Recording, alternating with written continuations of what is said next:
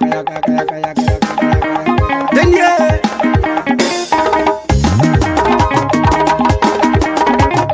I saw come. Now we got no prayers here. No gotta talk with the Sasra. Sasra, no gotta talk with the Sasra. Not a bongo, not a bongo. Yeah, not a bongo, but put a bongo. Not a bongo, Kapuma Payopo. Come on, Kaga, sir. No, not yet to a yet to be Babutu, the Matro. Vicky Bolue, my daughter, we have a Mother Likita, Meron Sway, Now try to Pongo, no Canada, Diego, Namu Puavo, Mana talk with Dodi, Kangasi Wabo. No, yeah, there are so you wanna cover. My book, we are going to my Bonu. A brr, Alua, Kaki Bomo. Fire, fire, fire, fire, fire, fire. Ah, blah, blah, blah, blah, blah, blah, blah, blah, blah, blah.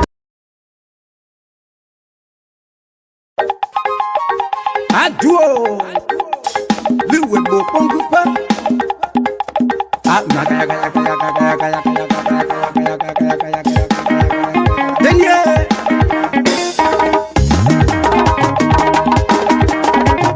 I saw come. Now we got no prayers here. No gotta talk with the Sasra. Sasra, no gotta talk with the Sasra. Not a bongo, not a bongo. Yeah, not a bongo, but put a bongo. Not a bongo, Kapuma Payopo. Come on, Kaga, sir. No, not yet to a yet to be Babutu, the Matro. Vicky Bolue, my daughter, we have a Mother Likita, Meron Sway, Now try to Pongo, no Canada, Diego, Namu Puavo, Mana talk with Dodi, Kangasi Wabo. No, yeah, there are so you wanna cover. My book, we are going to my Bonu. A brr, Alua, Kaki Bomo. Fire, fire, fire, fire, fire, fire. Ah, blah, blah, blah, blah, blah, blah, blah, blah, blah, blah. Aduo, Liwe Bopongupa. Ah, then yeah.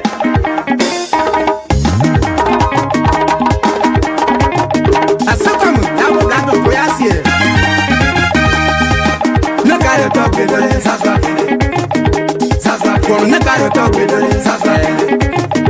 Not a bongo, not a bongo. Yeah, not a bongo, but put a bongo. Not a bongo, Kapuma Payopo. Come on, Kaga, sir. No, not yet to a yet to be Babutu, the Matro. Vicky Bolue, my daughter, we have a Mother Likita, Meron Sway, Now try to Pongo, no Canada, Diego, Namu Puavo, Mana talk with Dodi, Kangasi Wabo. No, yeah, there are so you wanna cover. My book, we are going to my Bonu.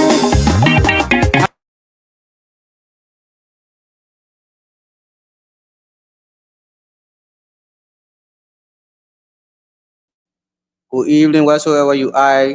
Welcome to the BKS TV show, 8 hour on this time, and we welcome you from wheresoever you are in Radio Land.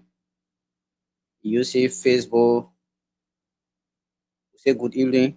This is another show. Today we will have with us Councillor Kano Bai Bala, one of our permanent sons of Liberia. We'll have this. What is this? Okay, sorry.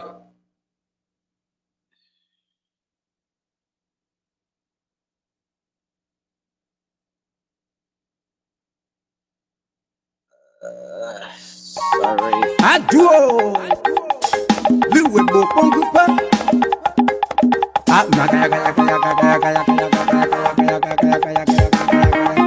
Denye.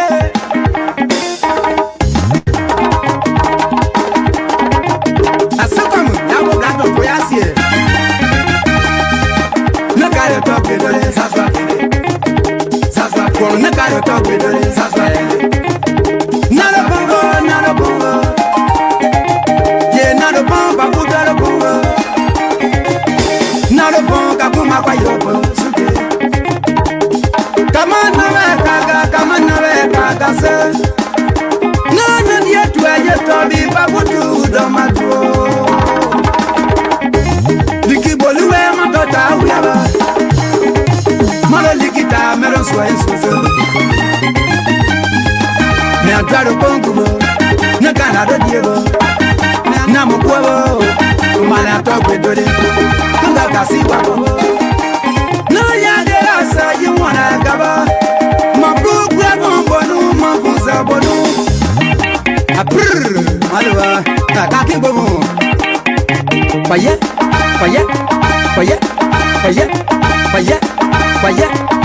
Ah, blah, blah, blah, blah, blah, blah, blah, blah, blah.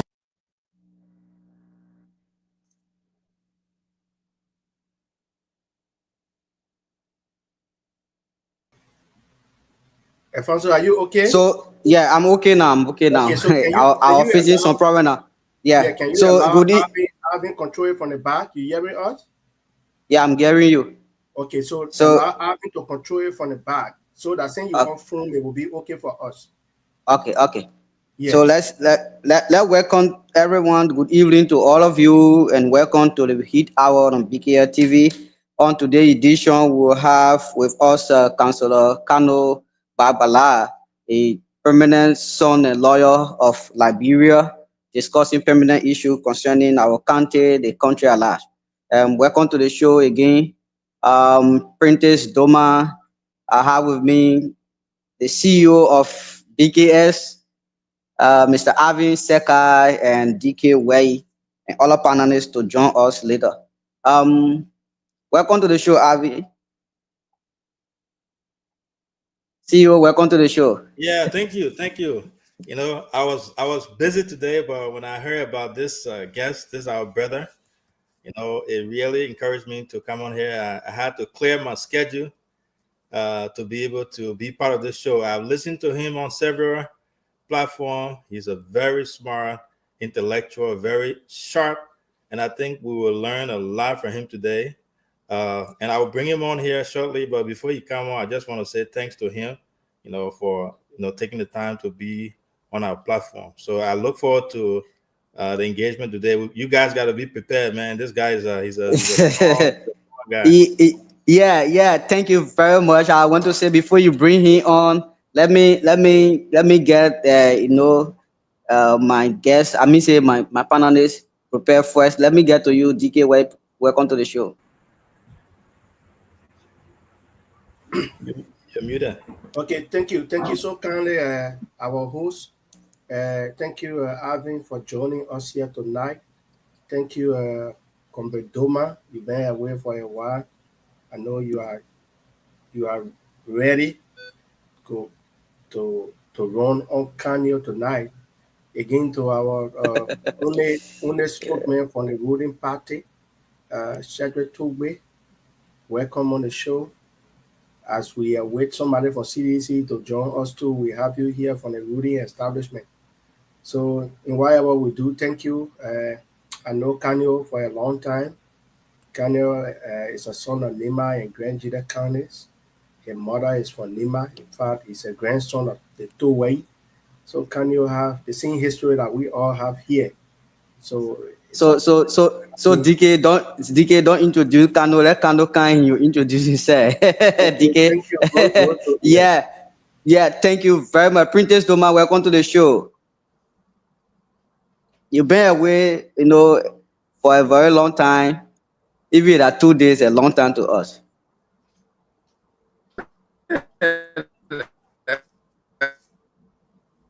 Wow, Princess, the Alfonso, starting shouldn't be that way. let Yeah, me. go ahead.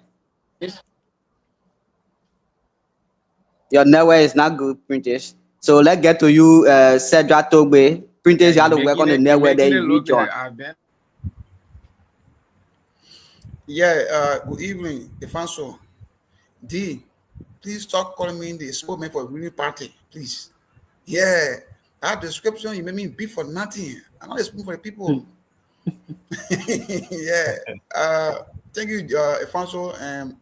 Good evening to the CEO, the biggest CEO.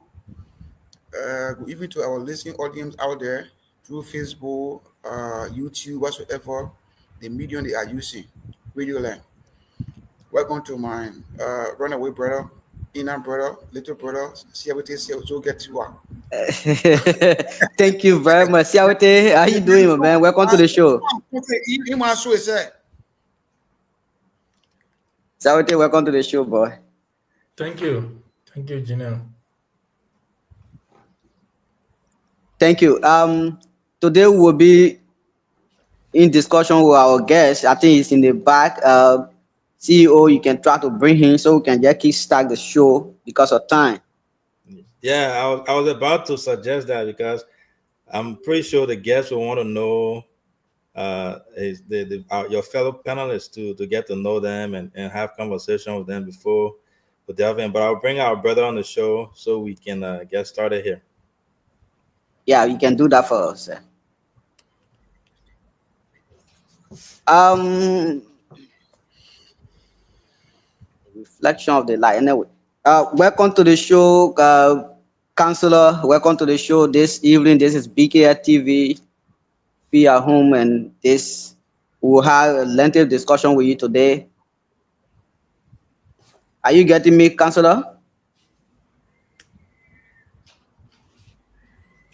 I can hear you. Can you hear me? Okay, you good, you good. So we want to say welcome to the show. This is BKS TV. Thank you for joining our family this evening. Thank you very much for having me. I appreciate you reaching out. My brother DK, thank you. You know, we go back quite a while. It's a pleasure to be on your show. We appreciate being on the show.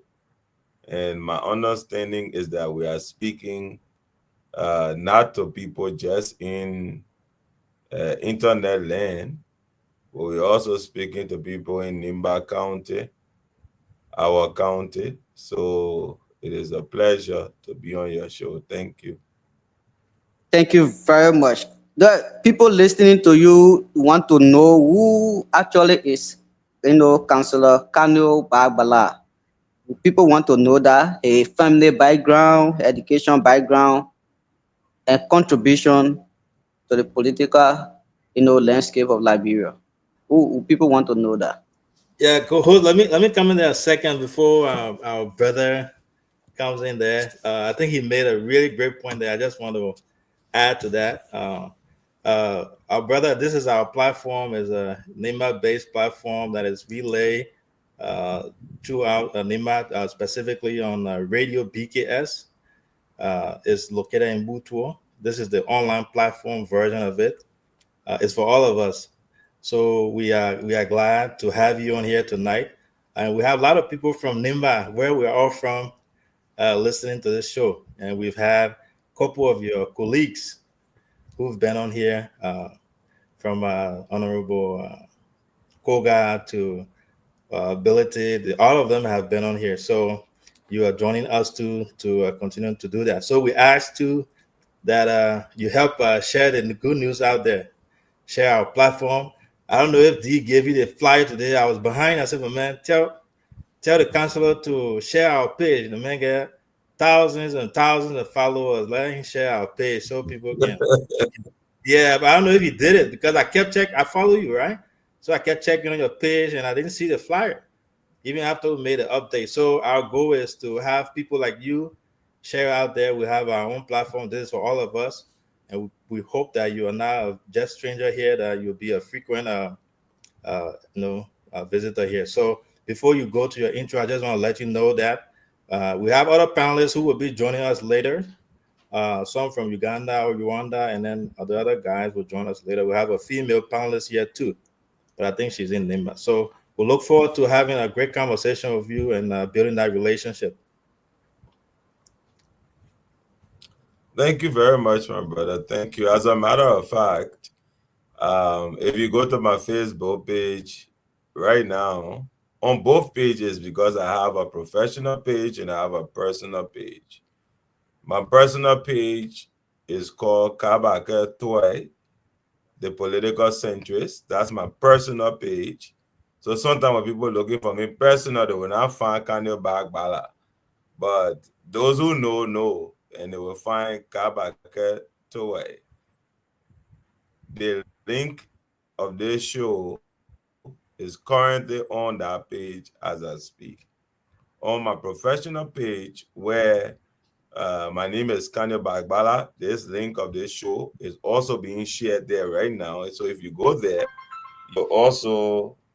you will also see the page, the link of the show being shared.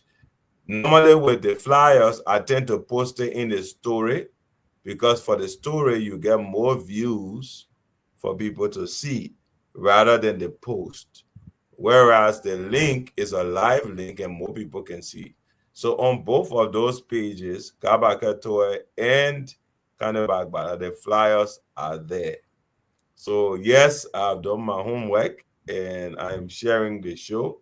I think it's important that, I'm excited actually to be able to be on a show that speaks not just to the country, but to Nimba as well, which, my roots are also very much buried. So thank you very much.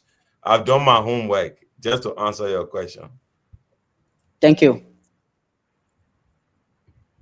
Now we want to know, the public want to know you now.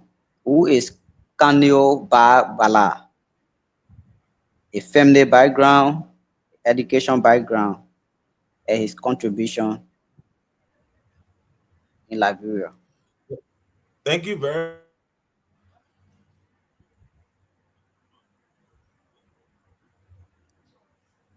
Hello, Counselor. much.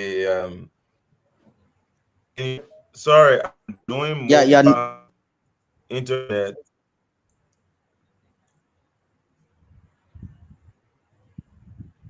Can you yeah. hear me now? Is it clearer? Yeah. Try again because the network is not too good at breaking in. That's why. Oh, it's better now because I was getting a call and I'm doing mobile internet. So I try Oh, to okay, put it okay, on a number. I don't get a lot of calls coming okay. in. You Is can. it clear Okay. now? Yeah, it's okay now. You can go ahead. Thank you very much. So I was saying, on in terms of the introduction, you said talk about family and talk about education and contributions. Like I said, family and education is easy. Contributions, I don't know. We can talk about that, right? But from a family background, like my brother DK started to say, Liberia is a patrilineal country. In simple terms, it means that we take the ethnic origins of our fathers, and by that consequence, I am a crown man. I come from Granjere County, specifically from Menje Town, Granjere County. My late mother, also who birthed me, hail from Nimba County, Etoe, a daughter of the late Esblazo Toei, from Nimba County. So I am also very much rooted in Nimba County, and I celebrate, my origins in that I have that background. I don't shy away from it. I think I embrace it because it's important. And one of the things I'm always proud of is that Towai Town is still there. The last time I was in Towai Town was when we lost one of our grand aunts, and my aunt came down, and we all went to the town for the feast and everything, and I was there. So family-wise, that's where I owe my origins from, both Nimba and Grand Jida County, of which I'm very proud. I'm also married with 5 children, blessed with 5 healthy children, 3 girls and 2 boys who are also growing up very well, and I bless God for that as well. So that's family. Educationally, um, I've been able to acquire, through God's blessing, degrees in accounting and law, also at the graduate level. So my first degree was in accounting from the Stella Maris Polytechnic, and then I went to study law at the Louis Arthur Grimes School of Law, and then I left and went to the U.S. To obtain master's graduate studies in law at the Ohio Northern University. And since that time, I've worked in international development, here in Liberia with a number of international NGOs to include the UN, and then in Senegal, where I work for a foundation, in Nigeria, in Dakar, where I also worked for other entities there. Now I'm back in Liberia, where I'm a full-time professor of law at the University of Liberia, the Louis Arthur Grimes School of Law, where I teach contracts in public international law. In addition to that, I'm in private practice of the law, and I've also founded and I'm pioneering the Liberia Political Centrism Movement, which for me espouses the ideology that we should want the country to succeed irrespective of who is in charge. If you know my history, you will understand that this is so very important, because I was chief spokesperson of the former ruling party, and now we have a new government in place where we have President Boykai and Vice President Kun, and I'm of the opinion that they should succeed, in spite of the fact that I was on a team that did not win. And so the Liberia Political Centrism Movement, which I head, which is a gathering of other serious Liberians, a lot of people with professional degrees, professional people working. Our disposition is that at the end of the day, let the country succeed. So that's who I am. Uh, my contributions, my brother, is just in the classroom. I've been teaching for so long, both at the graduate and undergraduate level, more than 5, 6 years at the law school. Part of the orientation committee, the training committee, then bringing them and teaching courses in law at the Louis Arthur Grimes School of Law. I believe that's the best one can give to their country. Beyond that, undergraduate, I've taught business law both at the University of Liberia at Stella Maris, at the AMEU University as well. These are things we've done.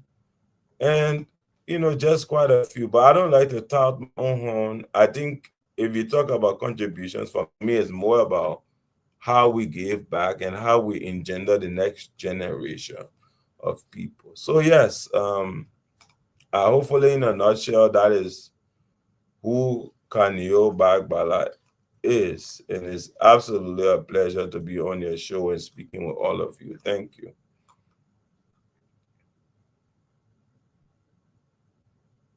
Thank you very much, Counselor, for your explanation, your background, your family background. Thank you very much. Please permit us to go around the table for the panelists to ask you 2 questions each for the first round, so that you can answer maybe to their quest or their questions. Um, Before then, we want to know your political affiliation. I'm a member of the Congress for Democratic Change. The last time I checked, that has not changed, and I'm still a member of the Congress for Democratic Change. Okay. Thank you very much. Let's get to you, CEO. Let's start with you. Ask your two questions in 1 minute. Yeah, one question I have, as you guys know, normally I don't delve into the political questioning, but again, this is my brother. It's someone I've been following that I like what he's doing, and I've really been trying to ask or maybe find out exactly what this movement is. So I live in Ivory Coast for a very long time. I mean, for over 10 years, and I live in the U.S. now for over 22 years. One thing I found in common with the Ivorians and the Americans, maybe other countries do the same thing, but they have this natural loyalty to their country, right? They will have political disagreement on so many issues, but when it comes to the fabric, the growth of the country, the loyalty of the country, you will see the Ivorian people going together. To talk about I'm an Ivorian, 100%. And the same with the Americans. We all watch their politics. They will fight here and there. But at the end of the day, when it comes to America's agenda, they will all go together. So my question is, with this movement that you are That is starting, true. something that I really, really like, I encourage most people to be part of. How do you tie that? Is there a difference between loyalty to Liberia or something that is just completely different? Because I know that like you said, politics wise, when this political party leave and the other party comes over, and then the other people start vouching for the other people to fill, and at the end of the day, our countries will be the one that suffers, and the next generation also suffers. So how do you tie those two together, and what's your end goal? What's your vision for this movement, the long-term goal? Thank you very much, my brother. I don't know if I'm audible, if you can hear me. We're getting you. Thank you very much. I think that question is very much well placed. What's the end goal? And interestingly, just before I came to this show, I was just having the same conversation with colleagues of mine, and they also were asking me, what is the whole point of this Liberia political centrism movement? What do you and others who are alive, because it's no longer me anymore, we have an executive steering committee of 10 eminent Liberians, individuals, professionals who are also part of the movement. And they also have very strong views about where the country should go. Our whole mantra is this: let us celebrate the positive. If there are negatives, let us have constructive advice about how we can deal with the negative, policy prescriptions about the negative. That is our disposition. Because, and I've said this before, for too long, everything has been about who wins. And if your team doesn't win, you become a sore loser. And then at the end of the day, because you've lost, nothing right can be done by the other side. We saw it during the CDC administration. We saw it before the CDC administration, and we are seeing it now with this new administration of the United Party. I am at a point in my professional and political life where I believe that it's not just about winning. It's also about wanting the country to succeed. Because for certain people like us, there is always going to be a pathway of some level of economic convenience. So if we tap into that and we see, because we have that little pathway of economic convenience, so let's fight the government so it doesn't succeed. I don't think that is fair to poor people who look to government to do what is right for the country. And therefore, centrism says, the political centrism movement, the ideology that those of us who are at the level of the executive steering committee, and every other person who has joined so far that we're inculcating into them is that you must firstly believe that the government has a responsibility to succeed. And if the government is not succeeding, your role is to advance ideas in a constructive manner that helps the government to succeed, not in a destructive manner. That's the goal. As an institution, long term, we are building structures. We are establishing structures. Next week, we've already done the executive committee. Next week, we are announcing the secretariat. Even as we speak, we have district leaderships that are already deliberating and coming to consensus about how they want to lead at the district level. Now, what are we? We're not a partisan movement, but we are a political movement. And we support people with ideas that can move the country forward. So now we have a political leadership in place, President Boykai, Honorable Kuhn. We want them to succeed. We're going to work with them. We're going to support them. And to the extent that they open doors to allow the kind of advice that we have. Because, for example, we have people on our executive committee that are successful businessmen. There are people that have run construction businesses, other things in this country, and they are convenient. And they've got advice. They've got things to say. But the normal politics of our country will not give them the space to say those things or to be involved with those things. These are the kind of people we want to connect to leadership. So that's our long-term goal. Let this country succeed. More than 150, 70 years plus, we've been doing this, as we say, you win, I win, and then we all start fighting and go back into our different cocoons. We can't continue like this. The country will not develop at least based on what I and a couple of people who are associated with this vision think.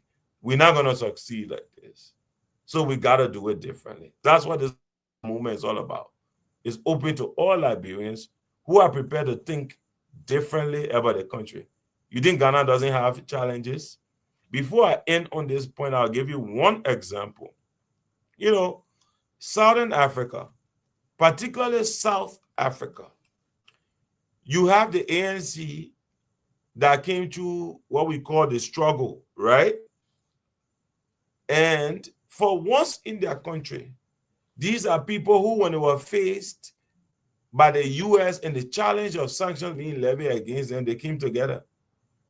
In South Africa today, you have the ANC and the Democratic Alliance, white people who are the children of the apartheid regime, and black people who are the children of the struggle for equality and multi-party democracy in South Africa, working in a unity government.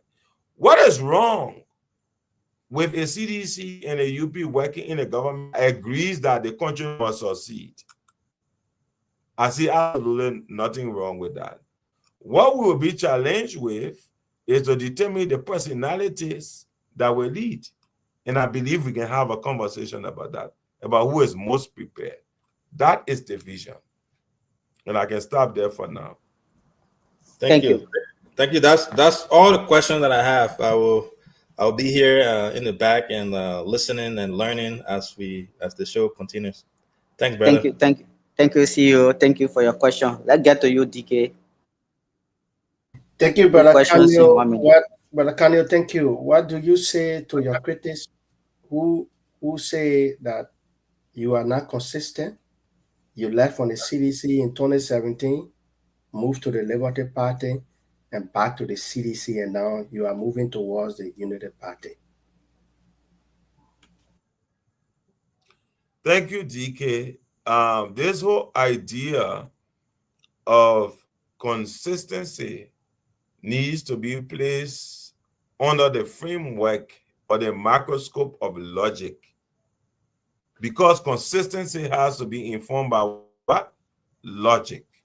what is right and what is proper. If you ask me by logic, Kanye Bagbala has always been very consistent.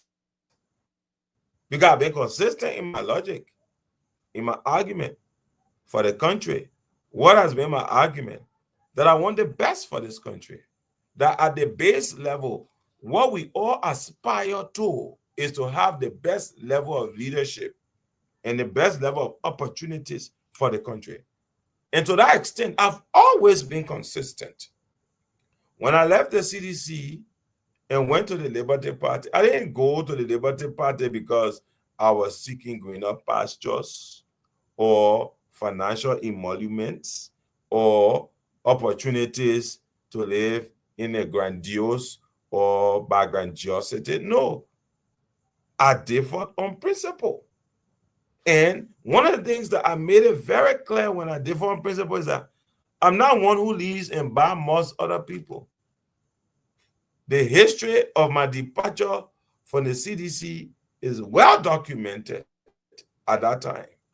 And I left on principle. And that's why when I left, I didn't have a conversation to be had about the CDC because I realized that it's important to live on these principles. And that's why I could go back to the CDC when I elected to go back to the CDC, because the principle of my departure was very known with the political leader himself and all those who were associated when they know why I left. And it was that same principle that we are in the opposition. When I went to the Liberty Party was an opposition political party. So when I differed with the CDC on principle, I went to an opposition party. When that opposition party chose at the time to allow with what I consider to be the ruling establishment, I said to them, no, I will not stay with a party that is going with the ruling establishment. I will remain in the opposition. And that's why I went back to the CDC. Which is why centrism is so important. Because names and nomenclatures, are just names and nomenclature, but we must look at individuals and what they espouse. So no, I've been very consistent in my ideology. Even now, right, where I am still a member of the CDC, but I have chosen to offer commendation for President Boakai. I've chosen to offer commendation for Honorable Jeremiah Kuhn. And people are saying, no, you can say that. And I ask them, why can I say it wrong? Is it untrue? Or am I saying a lie? They say, no, you're not lying. But just because you are part of the CDC, you can't offer commendation. So I ask you, what is that level of consistency? Consistency that compels you to not recognize good because you're from a political party? No, that's not consistency to me. That's illogicity to me. And so, I have been very consistent. And I will continue to be consistent in the instance if my orientation about what is right and with something, I owe it to be able to speak about that orientation. So logically speaking, I have been very consistent. DK. But that's a great question because that's something people bend it around a lot. But thank you for that question. But I think from logic, I have been very consistent in my positions. Thank you, Your Kanye. second question. Thank you, Kanye. My second question is, I know in 2017, you left the CDC because the CDC traded you for Bill 2 and based on that, you left. Are you considering recontesting in District 3 or are you considering running back home in Grand Juliet to contest for the representative position? Thank you very much, my brother. I have no interest in contesting in any political position. absolutely no interest. Not in District 3, not in Grangeda County. My interest right now is in this country. It is in having the right leadership with the right orientation to move the country forward. A leadership that can recognize people beyond party lines, beyond labels, beyond the kinds of criticism we offer, even when we offer the criticism in good conscience. That's what I'm interested in. I don't want to run in District 3, and I want to run in Grangeda County, right?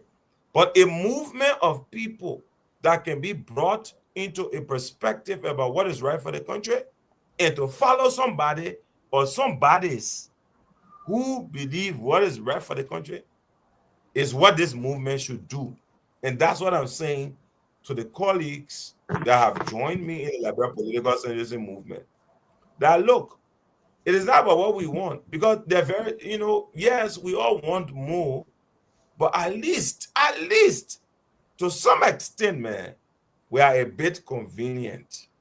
So it has to be more than what we want. It has to go beyond that. It has to be about what can work for the country. So no, I have no interest in District 3, Monserrado County. Anything that you see me doing District 3 is because I'm a prominent member of the community and I should give back to the community. But to say you see me on ballot, to say I run it around to be represented, no, that is not going to happen. And the same will not happen in Grangeda County. But don't be surprised if the centrism movement works with progressive actors to produce somebody who may want to run in District 3 or to run in Grangeda or anywhere else, or to support somebody to be the president of the country. That we will do. That we must do. So no, not me. And that's not part of our plans. Thank you, Councillor. Let's get to you, Sadra Togbe. Before you get to Shadrach, there, I got a quick question for the councillor. Yeah, you still have one question reserved. You can ask. Yeah, my own question. I just want to have the show. So we are seeing reflection from the back there, right? So we really can see Okay. it's clearly. The light, the light reflection, So, the light bulb back there. So is there a way that you can change position? If it's going to mess up your connection, then we'll just stick with what you have. Oh no, you mean my light bulb? Yeah. The light back there. It directly flashing on you. It will probably be dark. So No, if you want me to put it on, you can change your position. It facing. It's not showing your face clear. Oh, I see what you mean. Yeah, can you change the position? Yeah. Okay, that's good. There you That's go. good. You Yeah. good here. Yeah, much better. Yeah. Thank you. Is it better? Yes. Yeah. Okay. There you go. So yeah, Sadra, you can go now with your 2 questions. All right. Thank you, Alfonso. And good evening to Councillor Kamyo Barbara. So, Good evening, Sadra. Yeah. Council, I want to know, when you were serving as vice chair, Liberia anti-corruption, something like that, during the CDC administration, your government at the time was allegedly involved with corruption in the country, and you were one of those who were fighting corruption at that entity. What was your challenge in terms of fighting corruption with your own government when there was so much allegation against the government in terms of corruption? Thank you, Shadrach. That's a great question. And I like that we're diving deep now. This is becoming very interesting. And I didn't expect anything less than the kind of questions that we are getting. Firstly, I will say this. We are moving to a place where we must not be saying your government or our government. It is the Liberian people's government. When elections are over, they are over. When we elect people after that Council, democratic yeah, your network is breaking, Counselor. Counselor, your network is breaking. Can you do small let me adjustment for us? Also, that gave him chance because he using phone. When they call him, was breaking. So that gave him Or some, at least 2-3 minutes to see whether he can transition from the call. Can you hear me? yeah, we're getting you now. Yeah. I apologize. I don't know. It's a network also.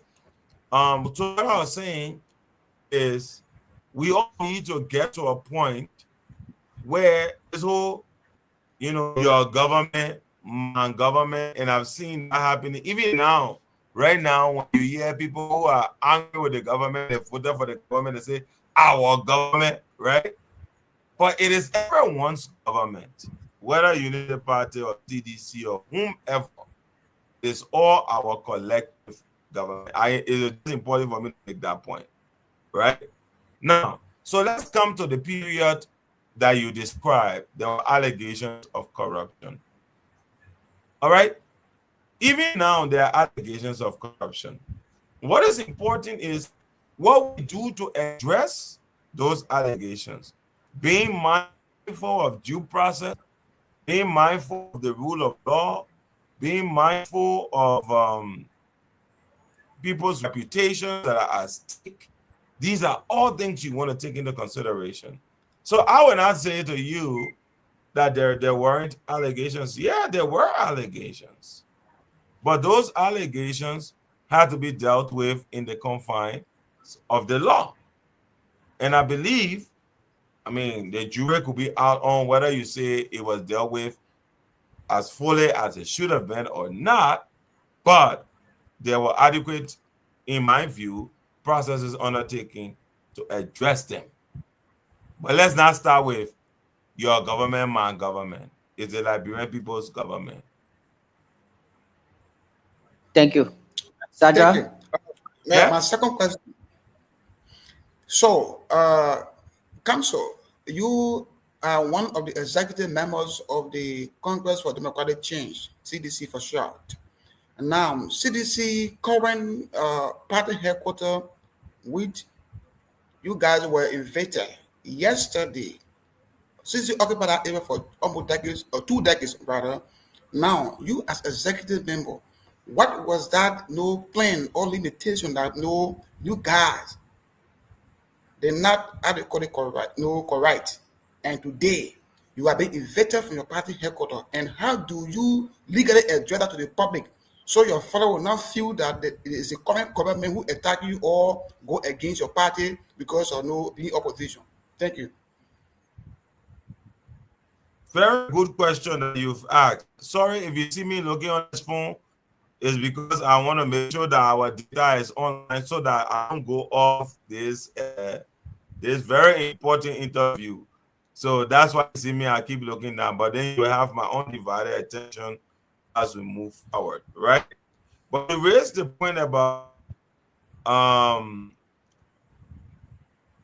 what's the impression about the eviction, right? Yeah. That's your question. Number one, we are a country of laws. And in our system, there is something called exhaustion. Exhaustion is when you have a grievance and you start from the lowest court, because I teach law at Louis Grammar School of Law. When you get a finding and you are not satisfied, you appeal to the next court, which is higher than the lower court. When you go to that court and you're not happy, you appeal to the court above it. Ultimately, the final court in the land, which is the Supreme Court, will offer an opinion that we normally say in law is only appealable to Jesus Christ. And since Jesus has not come, there's no other right of appeal, because when the Supreme Court renders an opinion, it is a final opinion. That's what we call it, the appellate court, because it's a court of appeal. Now, people don't always have to agree with the Supreme Court's reasoning. But what you must agree with is the decision of the court. You can disagree with the reasoning, legal or otherwise, but you cannot say that I will not abide by the final decision of the court. So now the court has rendered a decision. The Supreme Court. The court tendered that decision back to the circuit court for implementation. The circuit court has gone out in its wisdom by law to implement what is the decision final of the Supreme Court. Now, as a practitioner of the law, unless I want to be held in contempt or otherwise, even though I can express my scholastic opinion, the matter, as we say in law, is settled, because the court has settled the matter. And so this is the law taking its course, because that is what it is. In a country of law, that's how it should be. No one is above the law.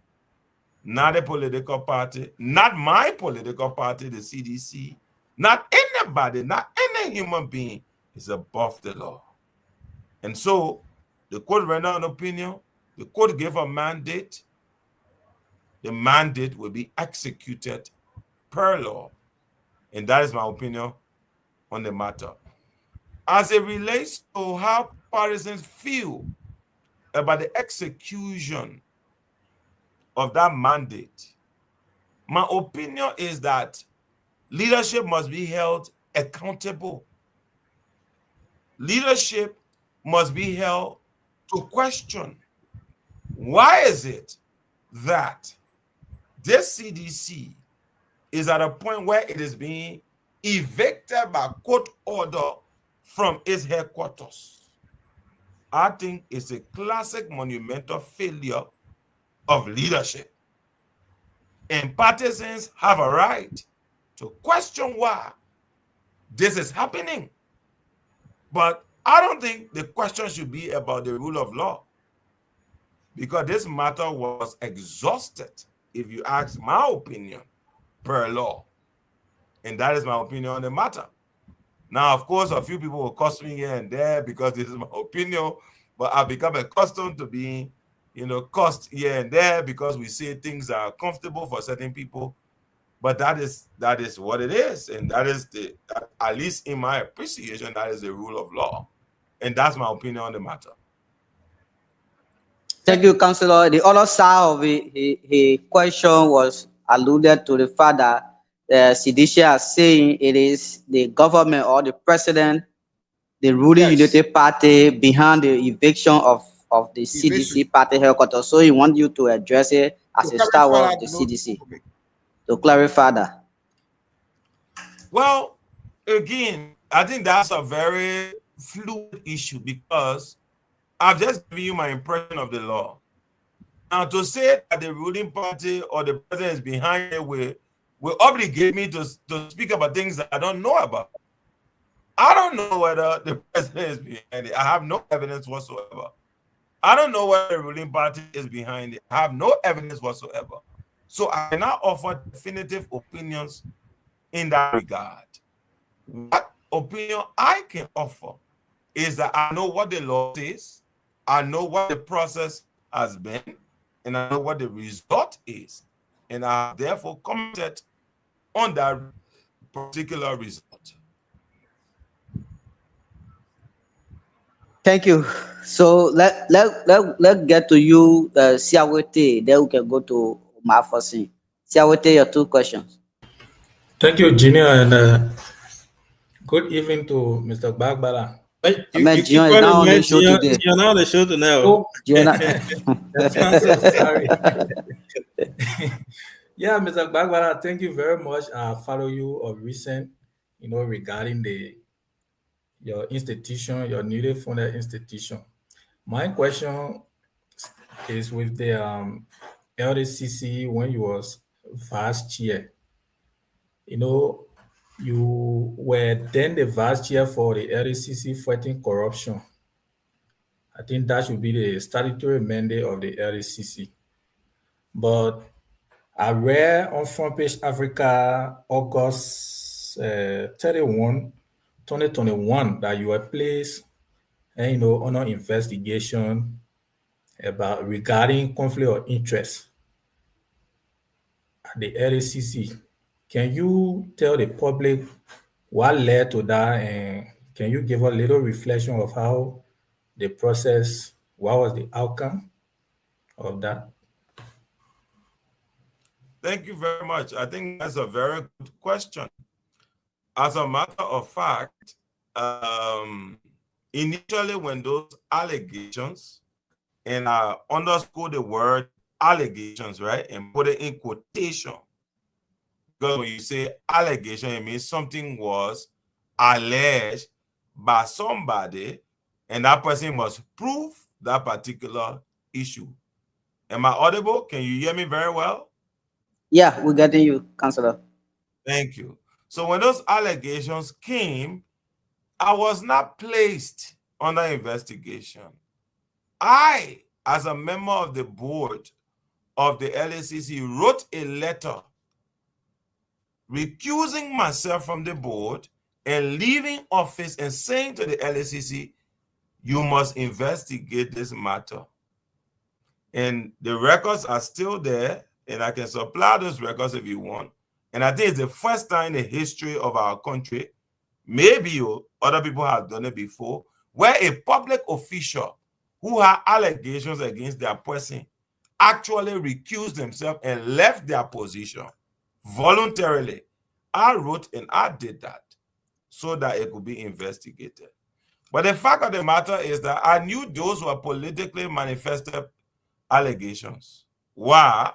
Because it was about Kanyo Bagbala and where I sat at the moment in time. And so I left the institution for a month and I gave them the opportunity to investigate those allegations.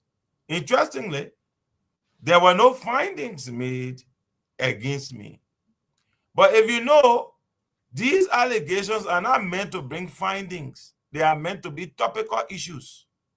And so the allegations are made, and then they wanted to trend. But the record reflects I left, and there were no findings against me.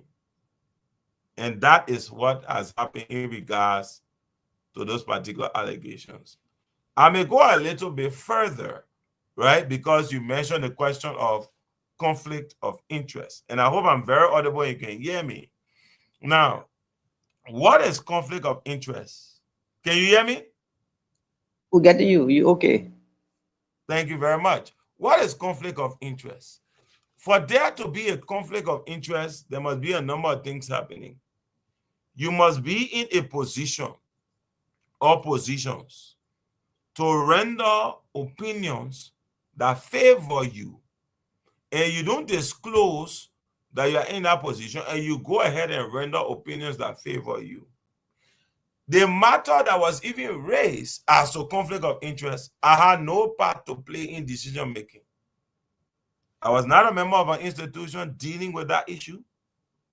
I was not offering any opinions that concerned me in that matter, but yet somebody said it was a conflict of interest. So I asked them, I said, if you want to really be fair, then change the law. Because right now I can tell you for a fact, and you are a journalist, you can research this. There is no law that bans a public official from engaging in business.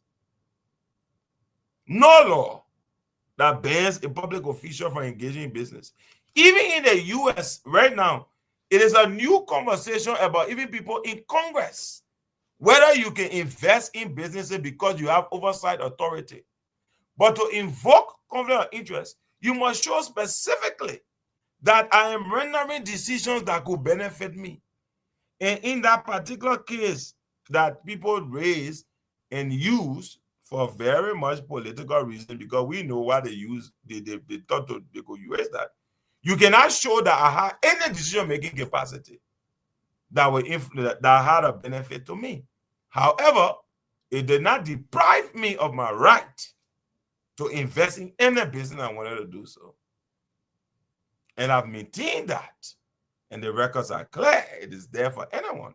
And that's why there was no finding, and there can never be any finding against me as per law, other than the sound bites that will continue to hear and continue to be regurgitated when people want to make an issue.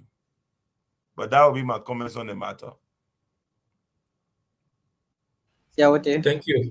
Thank you very much. Stay with the LACC. I wanted to know, and the public will want to understand from you with your experience. Many times in Liberia, there are a lot of corruption cases, and most time it takes so many months at LACC. And people want to know the outcome of the case, and people actually want to know the rule. Why does some of these cases take longer, and what's the main role of the LACC? Thank you very much. You see, my brother, it's good you ask these questions. One of the challenges we have in this country is that, to borrow from our old people, we always are planting new mats without the benefit of the old mats. Because the old mats are the people who have experience doing this work, right? But we sweep away the old mats and we plant new mats, but we don't tap into that experience. One of the things I'll tell you is that, look, other reports are not conclusive evidence. And I hear many times other reports being used to indict people. You corrupt. The man stole money. The other report said they couldn't account. An other report is not specific. Other report does not attach individual responsibility to any single person. Or other report only raises issues regarding discrepancies. In law, we must attach your means with the action, meaning we must look at what has been the discrepancy and say, he did it, and this is how he did it. So other reports are evidence. I may even hasten to say, not to dilute the strength of other reports, that they are mere evidence. It is the work of lawyers who are supervised at the LACC in the Department of Prosecution, to take other reports and to construct a case that clearly points out that somebody has committed a wrong as enshrined in our penal code or any other legislation. That is the work of lawyers. So when you see, it has to be provable in court. It has to be provable in court. When you see the LACC takes other reports, people say, oh, I read the other report. The report said we couldn't account for 100,000. Simply because you can't account for 100,000 don't mean somebody stole 100,000. You must establish that there is a criminal responsibility for not accounting for 100,000 before you can indict. To indict somebody, you need a grand jury. A grand jury must sit on that other report and believe that somebody actually stole that money and there's no other explanation for that money not being accounted for. But how are we educating the public about these things? We're not doing a very good job. Beyond that, the whole nature of the criminal law, right, which is where embezzlement, corruption, all these crimes, where they are situated, the nature of the criminal law is that it is better that a guilty person go free than for an innocent person to be convicted. That is the psychology and philosophy of the criminal law. So therefore, if you do not have evidence to convict, the obligation is to acquit. You must have evidence to convict. And I think that's where the public education department of the LACC can do a lot of work. When I was there, I did a lot of work in that area. I won a lot of grants from the UNDP. The current grant we're doing on technology at the LACC, I brought that grant to the LACC because I previously worked with the UNDP and we engineered that around technical support. The cross-border engagement with the Sierra Leone ACC, with my friend Ben Kafala, I brought that to the LACC as well. But it has to be a continuous process. But when everything is politicized, a kind of backbala happens to be, a politician. So when the other people come out or they are around, they say, oh, no, let's not allow him. You understand? I think those are the challenges. But all of us have a responsibility to work together to ensure that we bring our rule of law space to a point where the ordinary man can understand why this is so. And I'll end on this point. It may sound like, it's a lot of legalese and they just don't want to deal with the issue. But my brother, I keep telling people, until the day you are accused of something or you are arrested for something, you will not understand the importance of what they call benefit of the doubt. No one understands the importance of benefit of the doubt until you are arrested or accused of something. Then you understand the nature of the law that demands that there must be due process. We must go through a process and establish certain things. Right now, if you ask me, I think the LSCC is doing quite a good job around public education and on the supply side of corruption. And I think they should continue to do that. But those would be my comments. Thank you. Thank you very much. Mavosin, you said for long, no? That's it. Can I ask you 2 questions? Yeah, thank you. I was about to wrong. All Uh, right. thank you, Kanyo. It's best seeing you. Quite frankly, you are one of the young individuals, professional individuals, whom I hold in high esteem. I will want to look in the direction of centrism. Centrism is it or will be a new political phenomenon that is emerging, and that you are the one trumpeting it. I think it's fine. People have to be pragmatic in the way they make decisions, because above all is Liberia. But yes, my question though, holding off factors constant, that winners take all has become the new political normal in our country, where access to public sector job is based on political alignment and political participation, especially at party levels. My concern is, or my question is, can you be a key figure of the opposition community? Is centrism a ticket to becoming a part of the ruling class so as to share in the winning part? Question number 1. Number 2, what's the end goal of the whole political centrism ideology that is being propagated by you? Is it something that you want to transition that belief and that whole ideology into a political institution that might, in the not too distant future, think of factoring political candidate for presidency, or like a party-like kind of entity? Those are my 2 questions for now.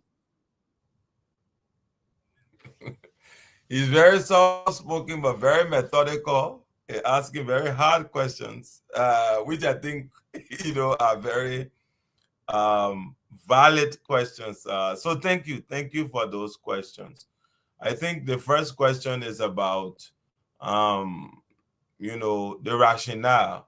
And you will not be the first to ask me, my dear brother. Look, I have taken serious beating. I was just checking the dictionary the other day about the adjectives that have been used on me of recent, since the whole idea of centrism started. And I did a short analysis. One of the words that have been repeatedly used on me is hustler. Someone called me a hustler. I mean, they've been calling me a hustler for a while. Others have said that you're greedy. Others have said like you are a betrayer. You know, there have been many negative, appendages attached to me because of this whole concept of centrism. So I'm not surprised when you ask, what is it like? I tell people I don't need centrism to cut a deal. If I wanted to cut a deal, there does not have to be a political institution. In my own name, I can cut a deal if I want to cut a deal and say I'm taking a political side.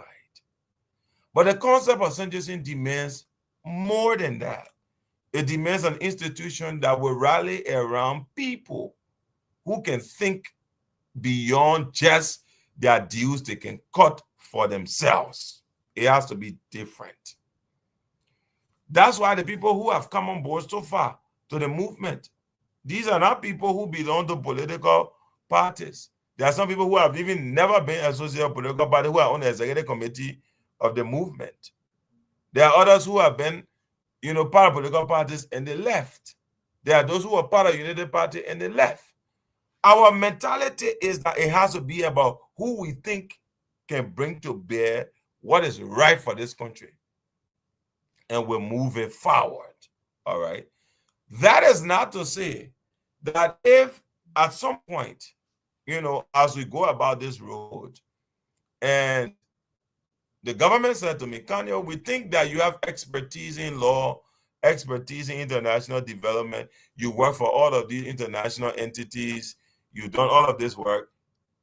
Come and join a committee and do some work, or come and join this entity as a consultant and do some work, right?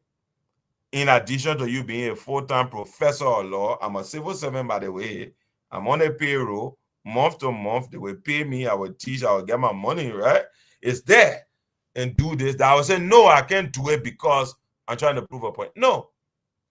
The country has to recognize that there's a multiplicity of talent everywhere. And we got to bring people on board to be able to move forward. The other day I was on EABC and I said to people, I said, look, President Boyka has a golden opportunity to even reach into the CDC.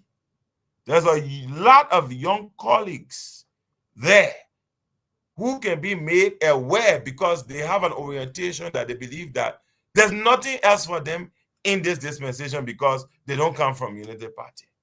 I think he can do that. So no, to answer your question directly, centrism is not a pathway to enjoyment, let me put it bluntly, in this dispensation. Because if it were so, I don't need centrism to do that. I can do that all by myself, individually. But I think it's important for us to do that. It's important for us with some level of, convenience to just go beyond everything and say, good is good, bad is bad. And to maintain that land no matter who is in power. And let's do that. The second point you raised now, beyond whether this is a point into the good graces of the political establishment, is the question of what's the end game. My brother, the end game is premised on the fact that everything starts and ends with political leadership of our country. And we can joke with it. It starts with political leadership. So centrism, our opinion is that we want critical people who can agree to say and look at political leadership from a dispassionate, non-partisan lens. And at the end of the day, if Shedra appears to be a better place, and Shedra is not from the CDC, and Kanye Bagbala from the CDC, but that X-ray had demonstrated to Kanye Bagbala that Shedra is better place, then let's go for Shedra. We should not be, button down or pigeonhole to people just because they come from our parties. And our parties need to realize what are the core values upon which they were established in the first place. They were established to provide opportunities for our people, not to glorify any one single human being. No. Party is now established to entrench people. Party has established to provide opportunity for everybody. So we at Centrism, we believe that the conversation has to be what is best about the party. I mean, not the party, but the country. What is best about who can lead better. And if that person doesn't come from my party, but I believe they can lead better, I will support that person. That is the end goal. And I'll end on that note. Thank you very much, Councillor. Thank you for your lengthy, explanation and answering to our question. Today we will still take you another way, and people will go around again asking you some questions. But before then, let me ask you this. I want you to tell all your stand, even though you lamented on it before, but when the clarity of this, your stand in the Liberian politics and governance, especially with this present government. And the second one, I will also want you to give your comparative analysis between the CDC regime and the United Party regime. Thank you. Great question. What is my stance to this government? It's interesting you asked that question. I'm laughing because I recall the answer I gave to somebody just the other day, and they too were laughing, and I was laughing. It was funny, but it's the same thing I will share with you, right? They asked me, someone came into my Facebook inbox a day ago, and they said to me, Kanyo, so you can't see anything wrong with the government? And I responded to them like 10:30, right? I don't know if you know 10:30. 10:30 is a Liberian artist. I follow a lot of Liberian artists, right? Yeah, I told her, I said, you get Facebook page, I get Facebook page. So why you can go to your own Facebook page and talk about the bad thing and too, right? That's what I said. But it's just it's a jovial moment. But I'm just trying to tell you that I have chosen personally to be the person who brings the good news. And that's my decision. It's my right. It's my democratic right to look for what is good. And if there is a bad, right? As somebody who has worked in international development for so long, I've worked, I was in Nigeria, I was in the office of the Vice President in Nigeria, advising on anti-corruption efforts. I was in Dakar, I was in other places. When we write reports with recommendations for improvements. We don't go there and cost the Vice President of Nigeria and say, you're doing nothing about corruption. No. So my orientation is that if there is a bar, I have the tools to be able to say to the government, these are recommendations on what you can do about the bar, not to cost anybody. So what's my stance against the government? The other day I was talking to one of the young guys who joining us as on our media team. And he said, because he writes inflammatorily. So I told him, I said, Chief, you can't be writing like this when you are a centrist. And his response to me was, oh, so we can't say anything about United Party? I said, no, you can say things about United Party. But our orientation as centrism is you must be offering recommendations, not just lashing out because you want to have, sexy sound bites about what you are talking about. That's my stance. Now, you can question my stance, though, but like 10:30 said, you get Facebook page, I get Facebook page. You get whatever, I get the same thing. Go do your own. I have chosen that this is what I am going to do. And for me, that's what centrism is about. And that's my stance with the government. I want the government to succeed. I want to talk about the good things. If there are bad things, I want to offer recommendations about the bad things, not to go and be bashing, saying all kinds of things up and down. It's a big world out there. 6 million Liberian people, and just one of them. Choose your path. I have chosen my path, right? And we can all live with that. The second point that you you asked about a comparative analysis. It's something that I've been asked before, and I've said to people that when you do a comparative analysis, it has to be grounded in the statistics. And I don't think that, because I have not done the work yet, I think it's been what? Is it 2 years since Unity Party came to power? Not 1 year, exactly. 1 Right? year, 8 months. 1 year, 8 months. Okay. So if I were to say give a comparative analysis, because I speak on data, right? I will want to be able to say to you, on roads in 2 years, this is what the CDC achieved, this is what United Body achieved. I can say that to you because I don't have that data. I want to say to you on education, these are the stats. And this is where we should go. Not anecdotal evidence, not how you feel about the way things are, not because you're mad that you got voted out of power. I will tell you, my man, look, I was the chief propagandist of the CDC in the last elections. If anybody can tell you that I didn't feel bad because we lost the election, then they ain't in the right mind, of course, because I know where I sat and I know the role that I played. But the elections are over. So at the end of the day, you got to be truthful and honest to yourself. If the argument is simply that, oh, because we lost, we must be angry. No, I'm not going to be angry just because we lost. You understand? We're going to have a qualitative conversation that has to be influenced by the data. And until we get that data, I wouldn't want to be offering anecdotal evidence about certain things. But for me, at a personal level, as I close, because I don't have the evidence, and I wish that in 2 years, when the Unity Party does 2 years, call me back to this show, let's have a conversation about the evidence. Then I would have done, the analysis, and we can talk about it, right? But what particularly moved me, and which again I took a lot of slaps here and there, a lot of cussing here and there, because of that, was because I recognized what President Boyka did with the reburial ceremony. For me, it was deeply, people don't understand. I lost my mom in 1990, right? And it was a personal experience that I don't share with a lot of people. So these processes of reburial, acknowledging the ills of the war, and someone who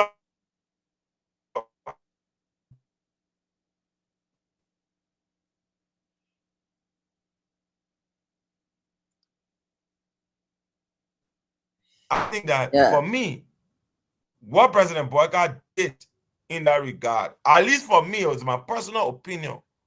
I felt good about it and I stated it. But to not take that now and say Kanye must offer an opinion on the road situation and everything else, I don't think I'm competent to do that. But at some point, I may be competent to do that when I crunch the numbers.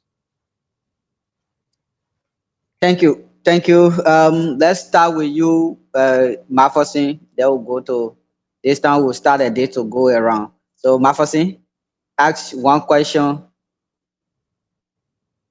Oh, okay. Thank you. The whole thing in Liberia about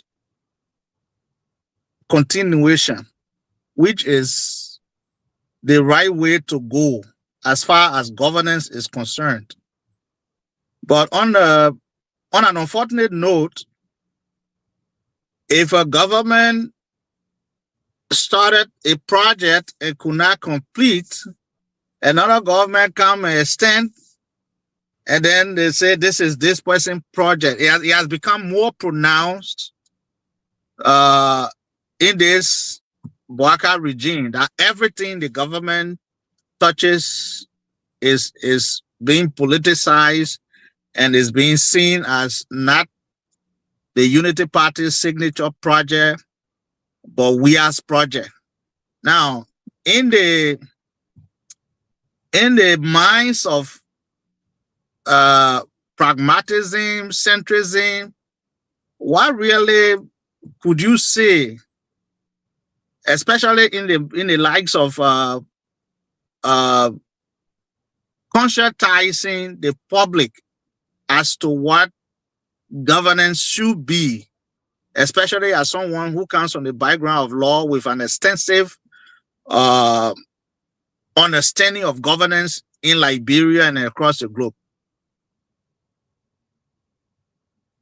Thank you. I think that's a very good question. And what I would say to this is something I was telling people. We all know government is continuity. All right. And I think part of the reason why we need to go beyond these divisions is because it just forces us to be petty. When the idea is that if you look at construction, right, of serious like a highway or roads, these are not things you just do in 1 year. Sometimes these processes are multi-year processes. So you may be in power, you get voted out of power, another government comes to power, and they have to complete. But the challenge has been because we've become so divided about these issues, and it did not start with this government. It has its history, let us be honest, in the previous administration, and even before that.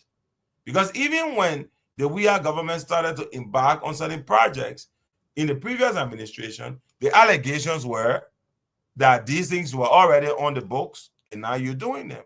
Now that this new government is also embarking upon them, the same allegations are coming from the WIA government that, oh no, we started them, you're doing them. But if you ask me, look, it's a competition amongst dwarfs. All of you are short. Then you're fighting to say who taught about a friend. You know, the point is the country needs development. Let's get development. You know, let's get it and let's achieve it. And let's not worry too much about who is in charge, because most times, and that has been my point, who is in charge is only tied to, am I closer to the person who is in charge? But if we begin to say, you and myself, that is about poor people, it's about what they get to benefit, no matter who is in charge, then the conversation becomes different. And I think that's what we need to do, right? Some of these plans are multi-year plans. The scoping studies were done. You're not going to implement anything in less than so now 5, 6, 7 years. Politically, you may not be in power, but take pride in the fact that you started it. Take pride in the fact that you are completing it. Let's acknowledge that. All right? I think that is very important. Beyond that, I give you an example. We style ourselves as a democracy like the US. So everything is about, after every few years, we go to elections. But in other parliamentary democracy, Angela Merkel was prime minister of Germany for I don't know how many years. Almost 18 years or so. I'm not too right on the numbers, but you can check it. There are other leaders who led governments who democratically remained there repeatedly. There were no limits because the head of government can continue to be elected. But the difference is that these people have civil services that are in place whether government come or government go. We need to get to a point where when we build expertise in our civil service, people who are technicians, that it doesn't matter which government is in power, they can still retain their position and do their work. And they are entitled to their political views. And we're not going to clip them, as we say, or kick them out because of their political views. And these are things that are happening both on the CDC side and the United Party side. That certain people have certain views, kick that man out. The other person can kick that woman out. So it becomes a vicious cycle. But if we realize that, look, the technocrats are the technocrats, the politicians are the politicians. When your time comes, you go. But the blueprint for the nation is the blueprint for the nation, and no one person owns that blueprint. And let us continue to build upon it. Otherwise, we just start creating new things because we want the old thing to be attributed to anybody who started it. And it doesn't help the country. So I will not get pulled into that attributional argument about who started it, who ended it, My question would be, is it good for the country? At the end of the day, if it's good for the country, let's do it. The people who are in charge, who elected them? The Liberian people. So if they are in charge, they have a right to do it. The people who were previously in charge and started that process, who elected them? The Liberian people. So they did what the Liberian people elected them to do. So let's do our jobs. Let's just do our jobs and deliver for the Liberian people. I think that's what's important. Thank you, Councillor. Thank you very much. Let's get to you, Siawete. One question. Thank you, Fanso. Thank you, Mr. Bagbara, for sincerely, answering our questions. I think you are doing very well. My question to you is about, a post that I follow you on July 29, 2025, and, quote, time to rethink Liberian citizenship law to embrace all who call it home. And it's in regards to the 1986 Constitution that talks about the the citizenship aspect, that being a citizen, you must be a, a descendant or Negro descent or descendant. So I wanted you to expand on that and what could be or what are the economic and implication of the current law we got in terms of citizenship. Can you expand on it a little bit of that Of opinion? course, I can do that. Well, firstly, let me say, my brother, all of my schooling, at least until I went abroad to specialize at the master's level in law, was done right here in Liberia.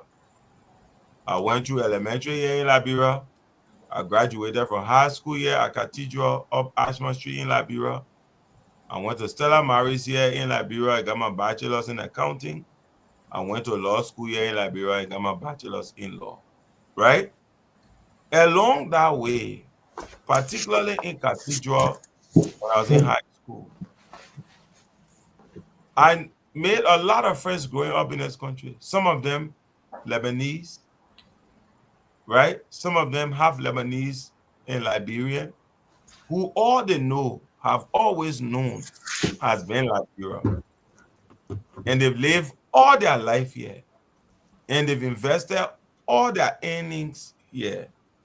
Now, we don't understand what the implication is when you look at a friend who has a Liberian mother or a Liberian father and has a single, another parent who's a Lebanese or, somebody from the Middle Eastern region. And you are saying to them, no, the person can be citizen of our country. And you say our country. And they all laugh for you.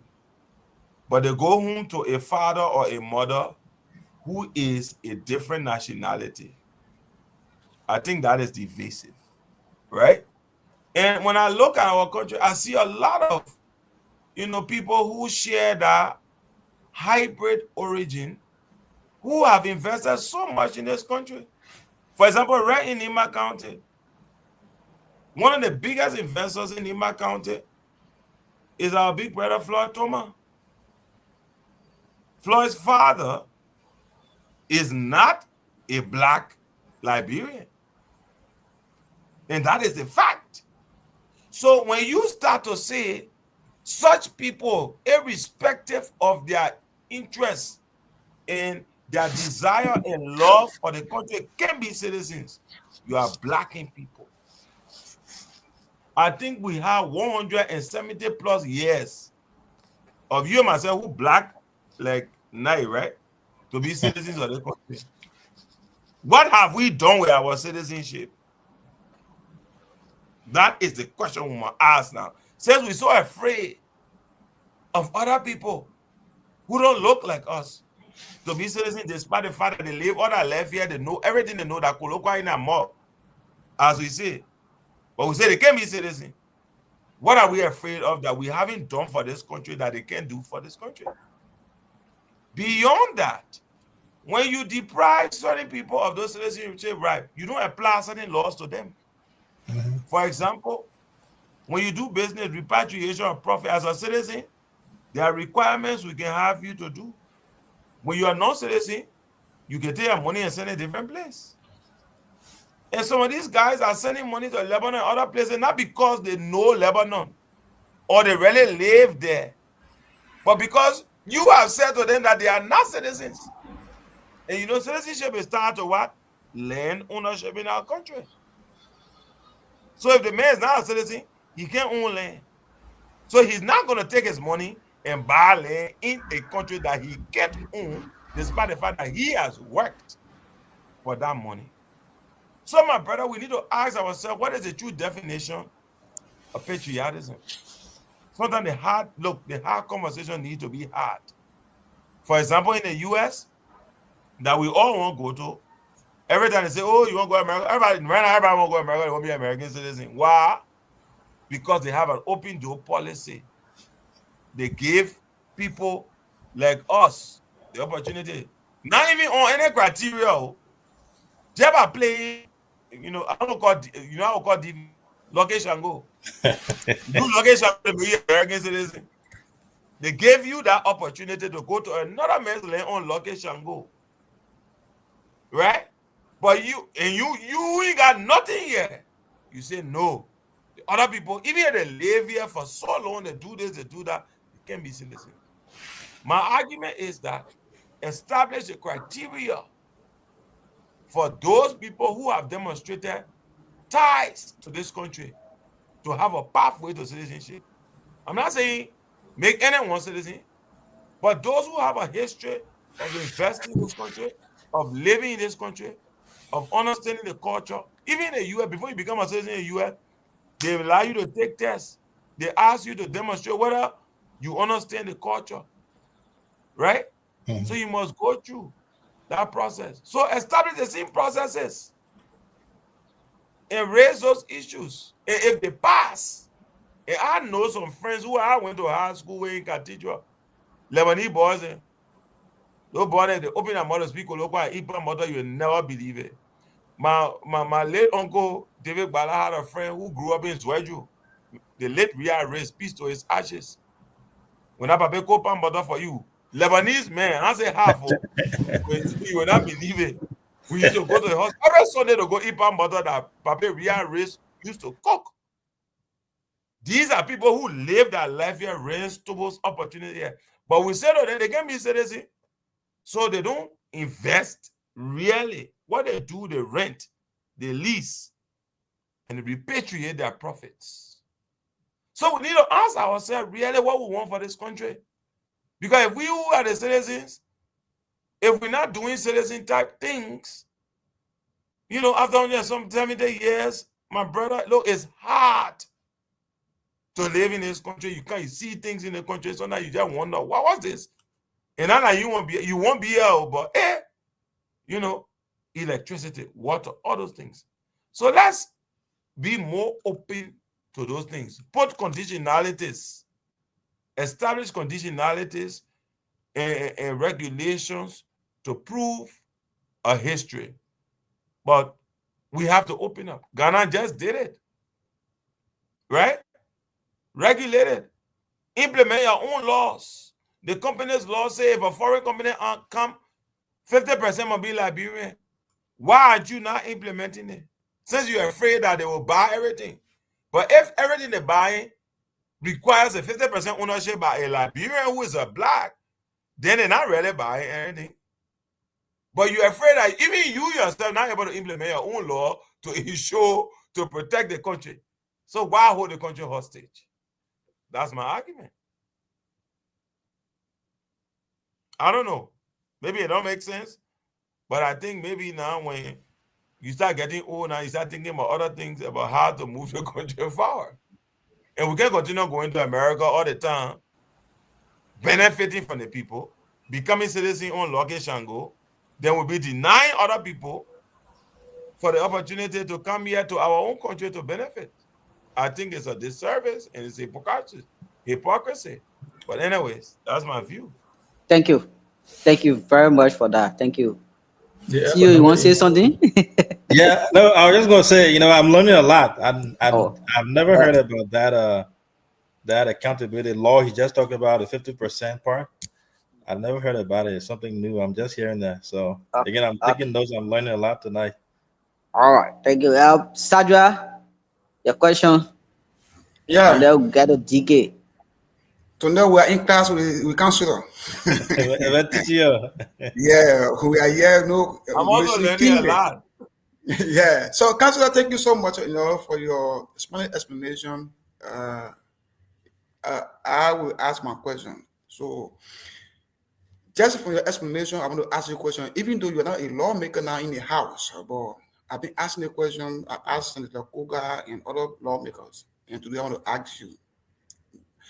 So, we have the law, the liberalization law, that grants Liberians to do certain business and excludes foreign nationals to do not to do that business.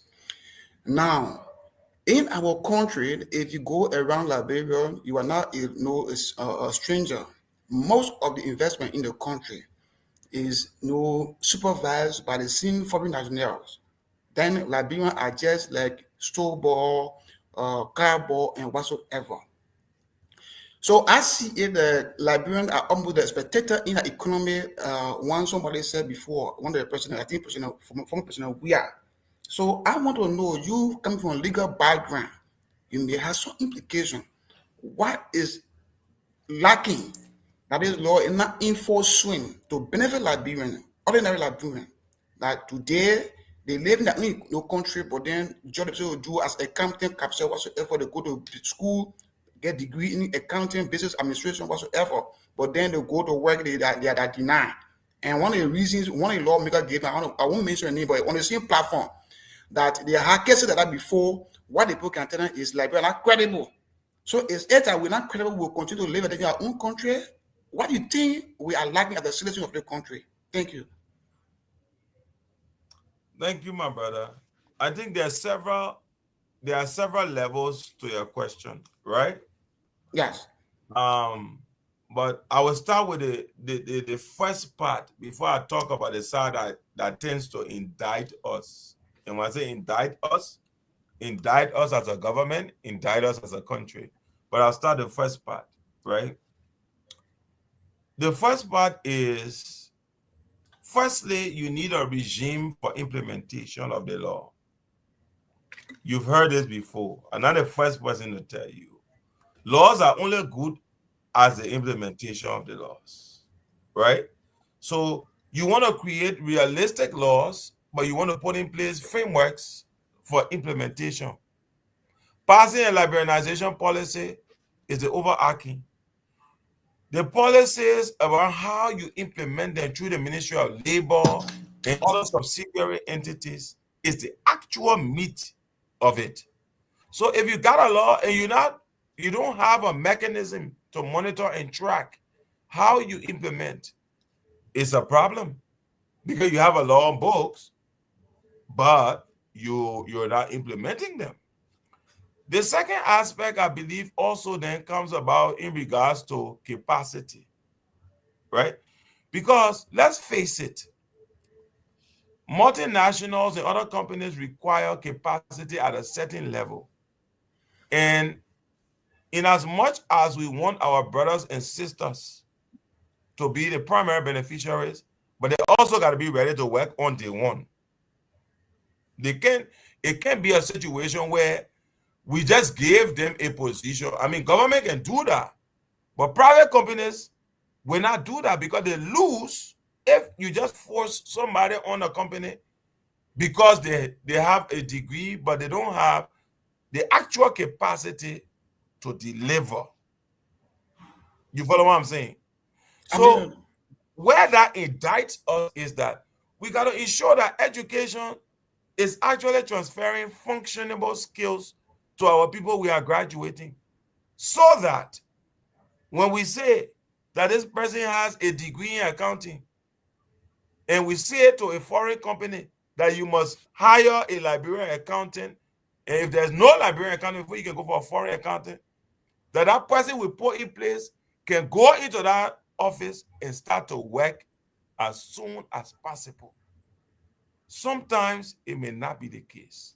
So there's a two aspect. You know, many years ago when I was at the Polytechnic, we had something we call internship. You don't get a 4-year degree from the Stella Maris Polytechnic, at least then. I don't know what they're doing now, right? But then you don't get a degree. You have because they make it mandatory that you will get an AA degree before you get a bachelor's degree. Yes, I know Before you about get an that. AA degree from Stella Maris, you must do 6 months internship in your major. I got a bachelor's in accounting. I did 6 months under Daniel Johnson at the Ministry of Foreign Affairs. Daniel Johnson now is the head of the RI airport there. So serious accounting at Ministry of Foreign Affairs at the time. I did 6 months. And you must get that internship done and signed. Whether you get all the A's in the school, if you don't do that, you're not graduating with your AA degree. Because that is on-the-job training. And when you go into an office space, you know exactly what to do. Sometimes, I'm not saying all the times, sometimes our people have degrees, but they don't have experience. They don't know what to do. And the multinationals come in, they believe that it's not their responsibility to train people to come and work. Either you have a population that is ready to work, or they got to find an alternative, which means they will bring in a foreign worker. My brother, I've worked in Senegal, I've worked in Nigeria, I've worked in other countries. To get, if you get in those countries to just get recruited, it's hard. The only position you get are positions that are designated for foreigners, because they have a population that is so highly literate and highly educated that if a position comes out, there's no way a foreigner will even stand a chance. So 2 ways to look at this issue. The first way is, look, we got to implement the rules. We got to keep track of these entities so that they're not bringing people who can do the work that we can do, right? But we also have to establish what we call pipelines to understand where is the need for critical skills that we are not meeting. For example, engineers, mine supervisors, people who are involved in technical work. We got a lot of the big concession company, oil palm, that's also technical work. These people are not looking for public administrators. They are not looking for how you call this thing, sociology. They're not looking for those kinds of things. They are looking for technicians. They want site supervisors. They want mining engineers. They want civil engineers. All of that. Do we have them? If we don't have them now, responsible government demands that you create a pipeline and so these people can start acquiring skills so that these people can have an excuse not to employ our brothers. But you can't just demonstrate. Okay, you demonstrate, say, okay, we need 10 engineers now. We need 10 engineers. Can you find 10 engineers? That one, my daughter told me, say she won't be lawyer too. I said, no, you'll not be lawyer. You go do different thing. We are a lawyer, find something else that is competitive, go do it. Because that's the pipeline we're looking at. So yes, I hear you. There's a challenge around implementing the liberalization policy, and we need to be more stringent in how we do it. I'm not in agreement for cashiers. You go to one supermarket, then they bring foreign person to be checking money and tapping cash. No, that one we can find a Liberian to do it. But to be honest, and that's what you and I are talking about. We're talking about the top level positions. So we got to train our people to be able to do that. I think that's where we need to move. Yeah. Thank you. Thank you. Let's get to you, DK. Thank you, Kanyo. Thank you. At least you've been here for almost 2 hours now, and this session is almost like a teaching, but we will stay here too. So I will do this two Keep in going. one. Yeah, 2 in 1. The current chief of staff to President Weah in 2020 2010, 2011, when he became a strategy to the Unity Party, described we are as a poster child. And for the record, poster child is someone who, a child with disability, that people use to raise funds for political gains. He used that war on Joshua when he crossed over to the Unity Party. How do you describe Wia and Eugene Nangbe relationship? And those of you who did not use any negative war on Joshua, but professionally disagree to support what you're doing, and people label you with different names, hustler, greedy hunter, and everything. Then lastly, the issue with this invasion demolitions exercise at the CDC headquarters, which. Others said the order from the court should have been invasion. So, but the property owner used demolitions. What did the law say about somebody, the owner of a property, once a property is turned over to you? What do you do with your property? You only invade or you demolish? Thank you very much. On the first question with Len Eugene Nangwe, my own big brother, poster child, at least based on my understanding of the word, maybe you understand it in a certain capacity. I would like to see that word in a sentence, and that would dictate what the meaning is. You know, when we're learning English, nobody can say context clues, right? When you use a word based on what the sentence is, you derive what the meaning is. So in the absence of a full sentence or a full text from Honorable Len Eugene Nangbe, I can't say what So that can you means. this is However, how this can is you, this my is how you use it. He said Wia was a poster child. Voting for Wia would be like voting for Ada Lauren, voting for Eugene Nangbe, and voting for Bill Tuawe, voting for Akara Gray. So he said that and named people who were on a CDC ticket at the time that were running for House of Representatives. That's how he used the word. So when you say poster child, that's why I asked you for the context. A poster child is an emblem of an idea and someone who doesn't need an explanation for that idea. So for example, if I say I'm a poster child of the generation that grew up during the war, right? Now, what I am saying is that those of us who grew up during the Liberian Civil War, we may not have grown up in the same spaces, but we had similar experiences, at least based on the fact that we grew up during the war. For example, we all saw child soldiers, right? You know, the SBU. For example, some of our A Baba John, right? For example, we all know what they call Dudu Ball, right? All those things, when you say I'm a poster child of the war era, or I grew up during the war, like somebody like myself, you mean that you are a representation of those things and it doesn't need an explanation. So if I were to take what you said about what Honorable Eugene Nangwe said, that George Weah is a poster child, he was probably trying to say he represents every Liberian. He represents Ada Lawrence, Carlos Gray, everybody else, because his experience or his life is a Liberian experience. You follow? Actually, based on what you explained, it was not a criticism of President Weah. It was actually a commendation of President Weah, because he was trying to say that President Weah, as a poster child, cuts across.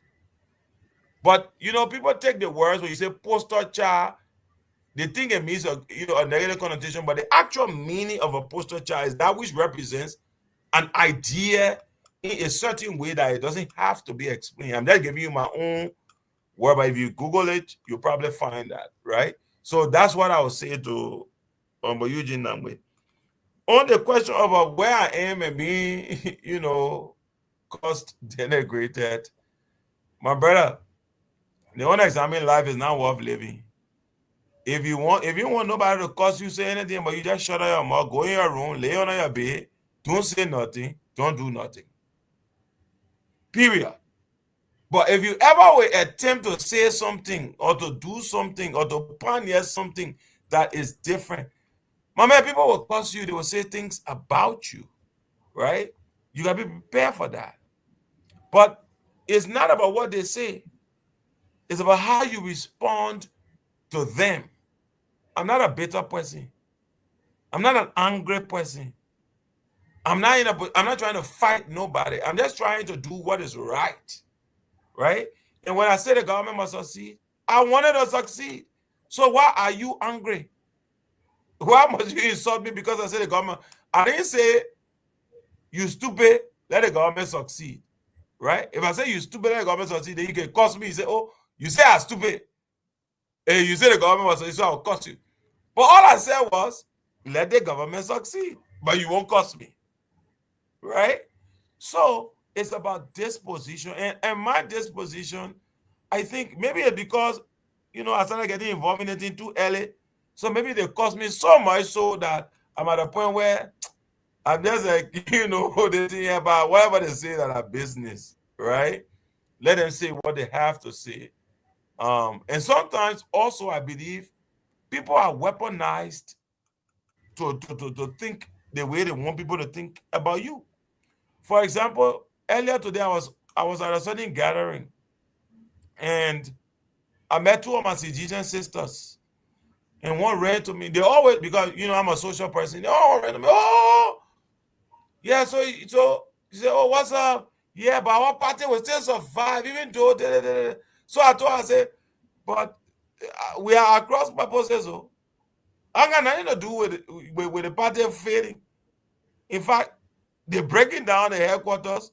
If you really want to attribute blame, you should find the real people and address their classic failure of leadership that led to you losing a headquarters. That not me. I'm not responsible, right? But people can be weaponized to come after corporates.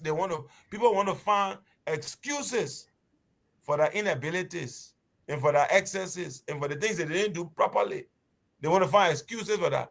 Always looking for who betrayed whom. Sometimes I say, look, you want to find who betrayed you, just look in the mirror. Sometimes you betray your own self by your own attitude. And a lot of our leaders in the cities, he betrayed them own selves by their own attitude and by their own behavior. But they don't want to look into the mirror. It's easier to find a candidate who decides at this point in time that I will support the government if they do what is right. Because they didn't want to look into the mirror to answer the question about what really is it that led them to where we are today. All right? So that's what I'll tell you about the demolition. I look at the demolition, I said, this thing could have been averted. It didn't need to happen. The fact that it's happening and people want to paper over the significance of that classic failure of leadership and direction is interesting to me. But that's not my business. Right? I just want to be on a path where I think that, don't blame me for those things. Blame the people who are responsible and let's make progress as a country. I think that's what I was. Thank you. Thank you, Counselor. Thank you very much. I like all of your responses tonight. Let's get to you, CEO, your Yeah, question. Alfonso, Yeah, who called me?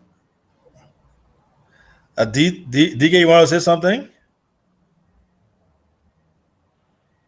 I think I'm okay. We just have to check with the guest time. He been here Yeah, for yeah, more than yeah. 2 hours. Yeah, we're Yes. almost. So I'm okay. Yes. We're almost done. The CEO. Yeah, well, man, you want to let enjoy our professor tonight? Guest station, you want to go? But I'm going to be a regular here now. So Nah, even no if you Yeah, guys we'll problem. be the want me mayor back, regularly, but I'm I more home will, I here. will, I will keep coming back here. Thank you, brother. Thank you. But Even though I don't have you're questions. going to have questioning. Yeah, I've been learning a lot. Really enjoying the show tonight. It's one of my favorites. So, our father, Gonglu, was on the show the last time. He talked about a new law school that is running now in Liberia. I think he said he teaches there as well. So one may argue, against that and say, why can't we invest the money that the country has to build or to improve on what we have, the law school, the way where you teach now, versus opening a new law school? Based on your experience, do you think our country is ready for a second law school to be added to the Arthur Graham School of Law now? Well, there are a number of ways to look at it, right? Like I said, I've been teaching at the Louis Arthur Grimes, Councillor Gonglo and others are like our pioneers and big brothers in the profession, both in terms of the practice and both in terms of intelligentsia, in terms of teaching at law school. When I was at law school, I know I did international human rights law under Councillor Verdier, but Councillor Gonglo also taught at the same time while I was at law school more than a decade ago. He also taught international human rights law. So these are like our fathers in the profession. And for a long time, there's only just been the Louis Arthur Graham School of Law. So there was this whole kind of tension about the opening of a new school. But the economists tend to argue that, monopoly tends to affect, price and tends to affect a number of things. So maybe having options is good for the country, right? So in that way, it affects price, it affects availability of the commodity being legal education. So maybe it's good for the country, right? So that argument tends to make some sense with me, if you ask me. Right. But also then, what then, because there are also internally, I don't want divorce our secrets here too now. There are also some other conversations about folks who were teaching both ways, and then sort of on a campaign to get students to join the new law school. Yeah. I think that it's not a bad thing to have a new law school, but I don't think it's a good thing to teach at both schools and then try to hustle, other students from the other school to join the school. Like, I think I was approached at one point to teach contracts there. I could have done it, but I think I was just overloaded with a lot of other stuff, including the fact that I'm a full-time faculty member at the University of Liberia. So there's just so much you can do with your time in a day. Right. So I didn't have the time to teach there. But if I had agreed to teach there will never be a point where I'll go back to the Louis Arthur Graham School of Law and start telling people, oh, I think you need to consider the other option there. Because I think, come back to that question you asked me, right? Conflict of interest. That's where the conflict of interest arises, because you are a beneficiary and you're making decisions about what happens, right? So you won't be tactful about that kind of stuff. But other than that, eventually students, the market can regulate itself. Right. People go to the new law school, they'll come back to Louis Arthur Graham School of Law and they'll begin to see, the quality, what they're getting, the value for money, the degrees and everything else, the standards that are there. Mm-hmm. Also too, there's also a lot of people who just want to get in law school by all account. And sometimes at Louis Arthur Graham, there's not enough space for everybody. We sometimes offer you're taking plenty, we take about 70%. So the new law school is an opportunity too for people to get into law school too. So they're taking advantage of that. But there are also sharp people. Gonglo is teaching, Philip Banks, former Justice Philip Banks, Kwame Clement. These are all very, very experienced and sharp people. So, who are there. So all I would say is that, void of the conflict of interest issue, I think, it's good to compete. It's good to have options, no? The iron sharpening iron. So let's do it that way. Thank you. Thank you. That's all. That's all I have, man. It's been a great show. Thank you very much, Councillor Kano Bag Bala, for accepting our invitation today. Thank you very much. But before you go, or before you give all your party comment, I want you to just take this one question from me. Um, this issue of the constitutional issue here, where people will always want to have demonstration whenever there are issues in government and going about stopping the right of other people. And the constitution says wheresoever your right ends, another person's right begins from there. What are some of the, you being a lawyer, a counselor, what are some of the things or the advice you got for people or those who be, violators of this law? Why you think should happen to them? And why you think is a way forward for stopping those issues?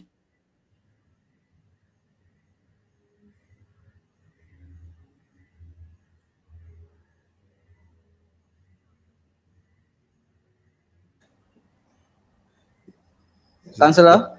your long question made the counselor never go off. A small question you should ask, you go make it three to one. Yeah, yeah. You see, they go down for men and can do something there. So, My man, so don't be why are working to LTA for now? don't be added to me, yo. So the internet Council, will now, the internet like bro will now improve with all of the experience you get. please pay opportunity to bring the councilor by councilor drop. The So councillor will Maybe soon join. maybe They they will call soon you join. like The man Yeah. selling Starlink for 500 US. How many Liberian buying? A government the thing official you now. don't understand, LT is not a regulator, LT not involved with selling. So understand that you are a CLT. But you LT got nothing to do. regulating you But you regulating regulating prices is now. it a detriment of citizens? No, listen to me. You don't understand the issue. So when the company come into Liberia, no LTA before they get your license, okay, this is the requirement. Once you know the requirement, nobody selling no starting with attention for 500. That is not true. That no allegation. It's not true. so So from there, how much you selling it for? Mother I'm not Starlink. selling it. How much one salary is selling it for? So don't indict me for selling. I'm not selling Okay, you how much starting. Starlink is selling it Okay, for? the counselor is back, The guys. The counselor is Yeah, back. that can open me for a party come out, let you know. Yeah. councillor, did you get my question? Welcome back. Yeah, I think the question was about public demonstrations, right? Yeah.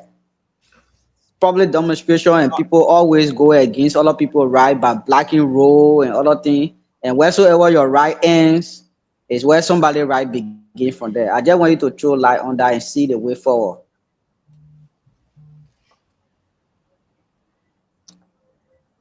Well, interesting point.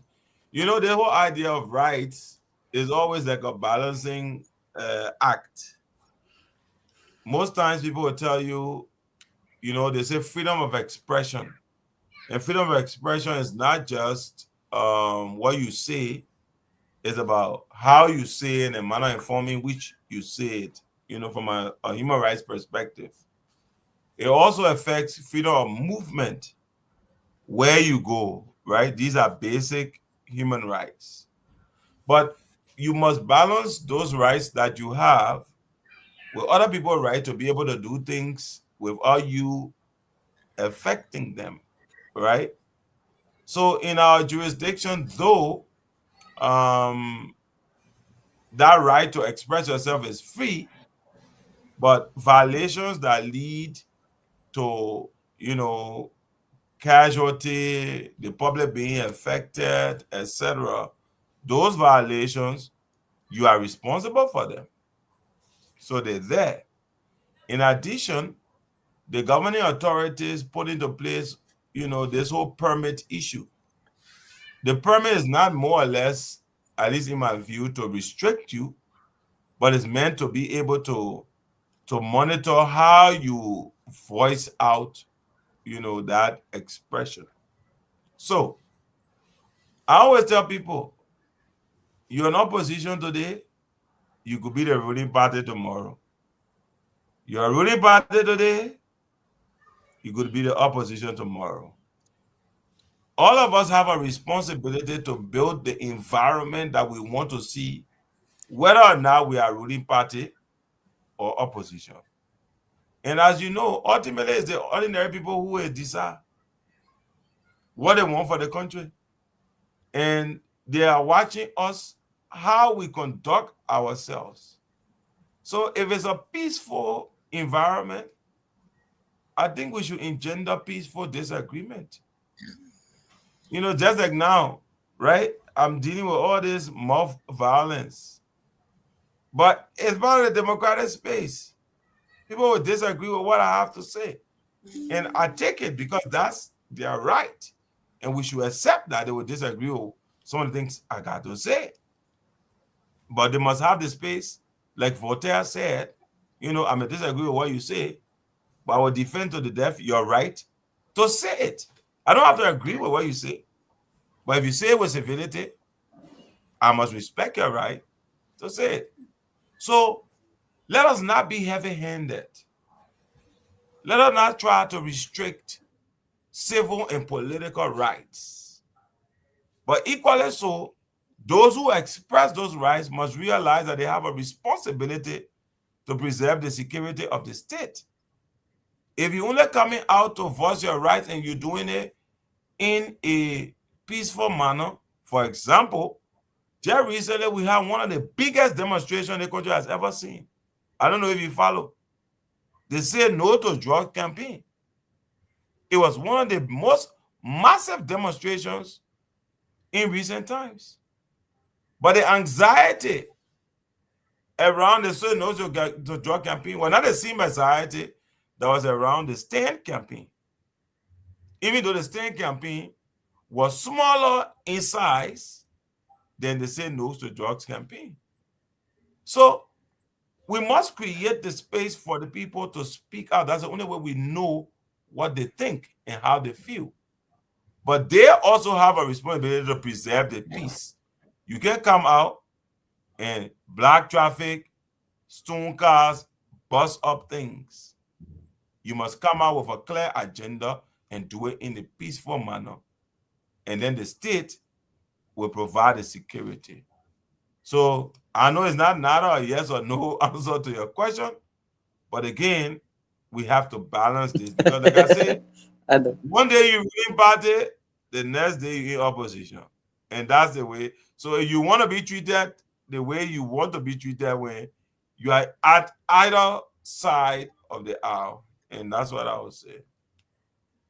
Thank you very much, man. Good show. We want you to give your parting comment. Maybe there are something we needed to have touched, we did not. Then you can throw light on it. But yeah, been a good show. Thank you very much. You give all Well, your thank parting you all. comment, sir. Thank you for the hard questions. It's good to have those questions because then it forces us to think about past conduct and everything else that we've been able to do up to now and to reflect on it. I'm just excited about the space I find myself in right now. This positive space about working to just see the country succeed. Recently, I mean, when I got back to the country after being out for like about a little while, I've seen the vice president, I've seen the speaker, and being somebody who comes from the opposition, it was one of the most critical of the establishment. The fact that I'm engaging with them and they're open to some of the ideas that we had that will move the country forward, for me, it's a good thing. And I want to maintain that type of engagement, the right mindset, the right way that we can try to move this country forward. And I'm just excited for that. To all of those, who are bought into the centrism ideology, I say to them, tolerance is key. Tolerance is key. We can all just criticize. But what are your recommendations of criticism? I think that is so important. And that's the kind of mentality going forward that we want to share, with our young comers. Beyond that, I look forward to coming to those of you who are in NIMBA. I was supposed to be in NIMBA for the Chief Justice program. I couldn't make it because of one or two reasons. but I'm sure I'll be there very soon. And when I do come, I will reach out to some of you guys. Maybe at what that place again, BS something. That place, I like that place there on the main road, or Beer go garden. to Floor Place. Pierre Garden. Let's catch up. Share a few drinks, and continue to be positive about the growth and development of our country. Thank you. Thank Thank you you. very much. Thank you Thank very you, much. Very Canio. good show. Thank you very much. I hope you Thank come you. next time. We send for you. Thank you.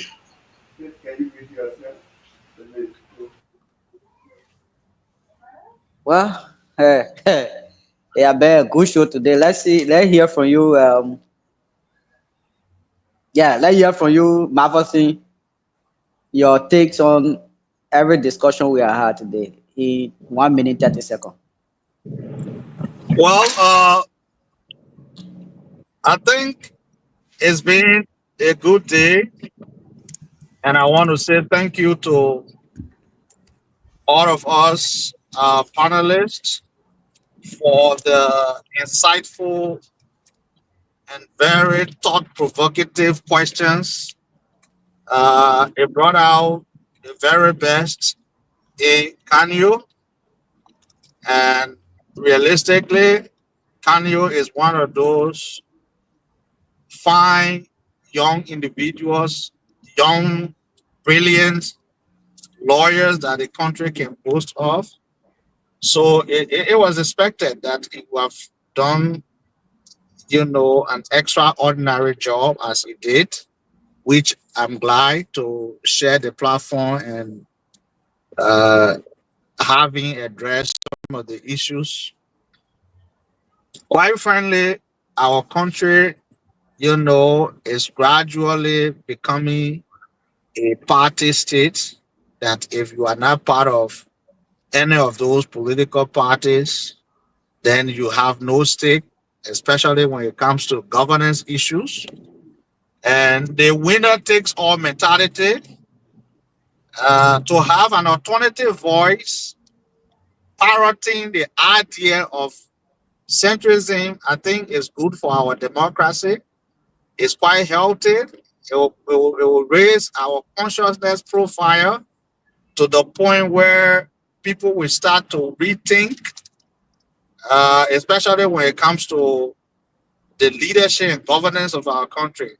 You don't have to be a part of a political party, or not being a part of a political party does not prevent you from commenting or saying good things that have been done or condemning the bad ones in our society. We should learn to be pragmatic. We should learn to be fair. We should learn to be that force that will hold the feet of governance or actors to the fire. That's the only time we can get the very best out of people we elect. If not, it's going to be electing leaders year in, year out, yet with the same crowd. So it was quite healthy. It was a good one. And I give it up to you, Mr. Moderator, and all other panelists. Thank you. Thank you very much, Dad. Thank you. Let's get to you, Siawete. Yeah, thank you, Alfonso. I mean, it was a firing show tonight, and actually, it was insightful. And from what I see, he was actually, Kanye is a politician and intellectual, so he was emotionally balanced with all of those questions. He answered it to the point. And like Sion Brother Mavosin said, most time in our country, everyone, we have had a practice that once you are not part of this political party, once the party is governing or in that space, whether they do the good ones, I mean, everyone seems to criticize everything. So that's the essence of patriotism. I think is important, and he lamented on a lot of issues, even with the issue of this, uh, the citizenship thing. I think Liberia, the law is still ambiguous. It need to be work on that because some of us argument are being are being the same he's thinking because you live from here, go to other people's country, you had the opportunity to explore and develop yourself, allow you to be citizens and live the best life. And for me, economically, for me, I feel that Liberia, we are still dragging behind because of some of these laws. Because if we can revisit those laws, it will help. Because if the man heart is not tied, they say where the treasure is, where the man heart is. So the guy bring his investment, he's not citizen. You tell the man you give a law that is ambiguous that the gentleman cannot be he cannot acquire land, but then you need development. The development rightly the can you say after 178 years, what have we achieved as a country?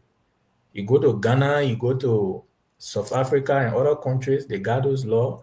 But our own, for me, what I see is the people who came and the free slave at the time, all of those laws they did it to benefit themselves. But for we this generation, we are not still understanding well, the only thing is the political nature of the law.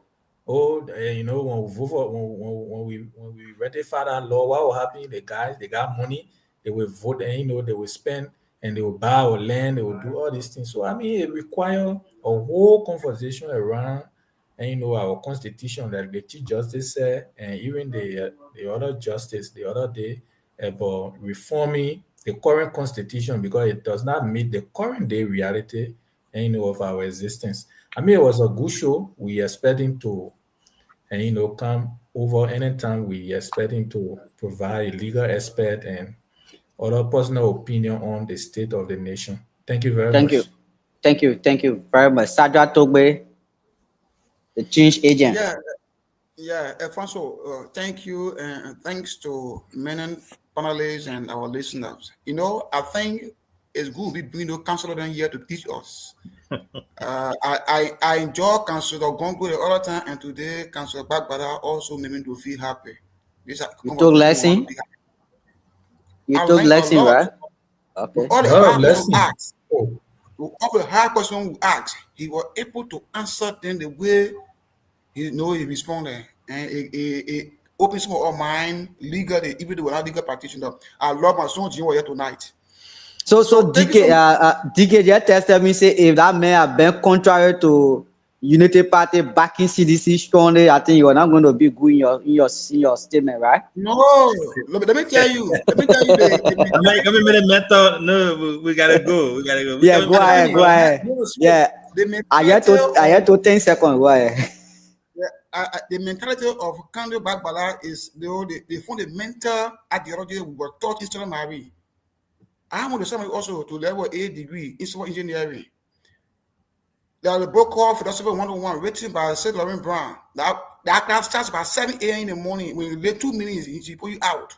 And she told us, you can condemn, but condemn and correct and recommend, but don't condemn without no recommendation. That is deception against society and against your own self. Okay. So that is seen ideology in her. I'm not saying because he didn't criticize the government or he said something. You are balancing the equation. Seriously. So it was a good show. Actually, I learned from him a lot, and he answered most of the questions that we asked him. It was see what he said. He was emotionally balanced to respond to issues. Even I asked him one of the questions, but a sentimental question about party, but he was balanced and professional to respond to that question. That surprised me. So it was a good show. What we can think is at least everybody, even like we can think that way that the citizenship all the women. Yeah, like I said, the old man on Central Street, Mata, he speak complete colloquial. Tell a real Liberian man. He be speak Bassa and all now. He married Bassa woman. But if those things and the law can regulate the way in which you get certain people know how they call citizenship that you already said, I think we'll get some development whatsoever because he's a millionaire. He doesn't have citizenship, so he's afraid to invest more than $1 million in Liberia. He will send money back to home. So somebody saying that we feel that when it happens, we don't have money, they put the ocean, the ocean us, they will do everything. But I don't think so. The law that to also protect everybody. It depends how things work. So thank you so much. Thank you. Yeah, because you talking for long and made DK angry and went. So thank you. I got see you. Because when you have a guest that is not hitting the government, it can be Shadra last drug won't take the VS from ear to ear. I agree with him. No problem. Well, I think it was a good show. Even though we did well. It was good. I really learned a lot from him tonight too. Right, some things that he was saying about the implementation. We got some laws on the book, but we are not implementing that. He talked about that too. Those are things that we know people don't even know. People just say, "Oh, the people doing this, the people doing that," but we got some laws that have not been implemented. But overall, it was a great show. I came in and we got everything set up, and we got our music going from the start. And he showed up right on time, 8 p.m. that time. He was in studio. I was monitoring it from the back, and it was a really good show. It was one of our great shows that we've had. So we look forward to having him as our regular guest. I know DK going the back there, but our guest tomorrow, I want him to confirm. We're supposed to have our senator from Nimba, our own big brother, Honorable Koga. No, no, Honorable Koga tomorrow. So he'll be our guest, and then from there, DK will come on maybe tomorrow or so to give the lineup for the rest of the week. But yeah, we look forward to it. We look forward to having everyone else. Hopefully, Junior and Lorena and all the other folks will join us tomorrow. But thanks to everybody for coming tonight. Thank you very much, CEO. Thank you for attending the Yeah, I mean making the background settle, because from the onset I started experiencing something with my phone. I say what going on here? So yeah. I know yeah. you had muted me. I said, but why I you start muting me I for? said no, something going on. Let me stop the whole thing here. Yeah, anyway, thank you, a very good show. We'll see you tomorrow. Thank you very much. Yeah, with it. All right. Thank you, CEO. So you better man work. You didn't go by the bus. I never went back to do it. I'm a first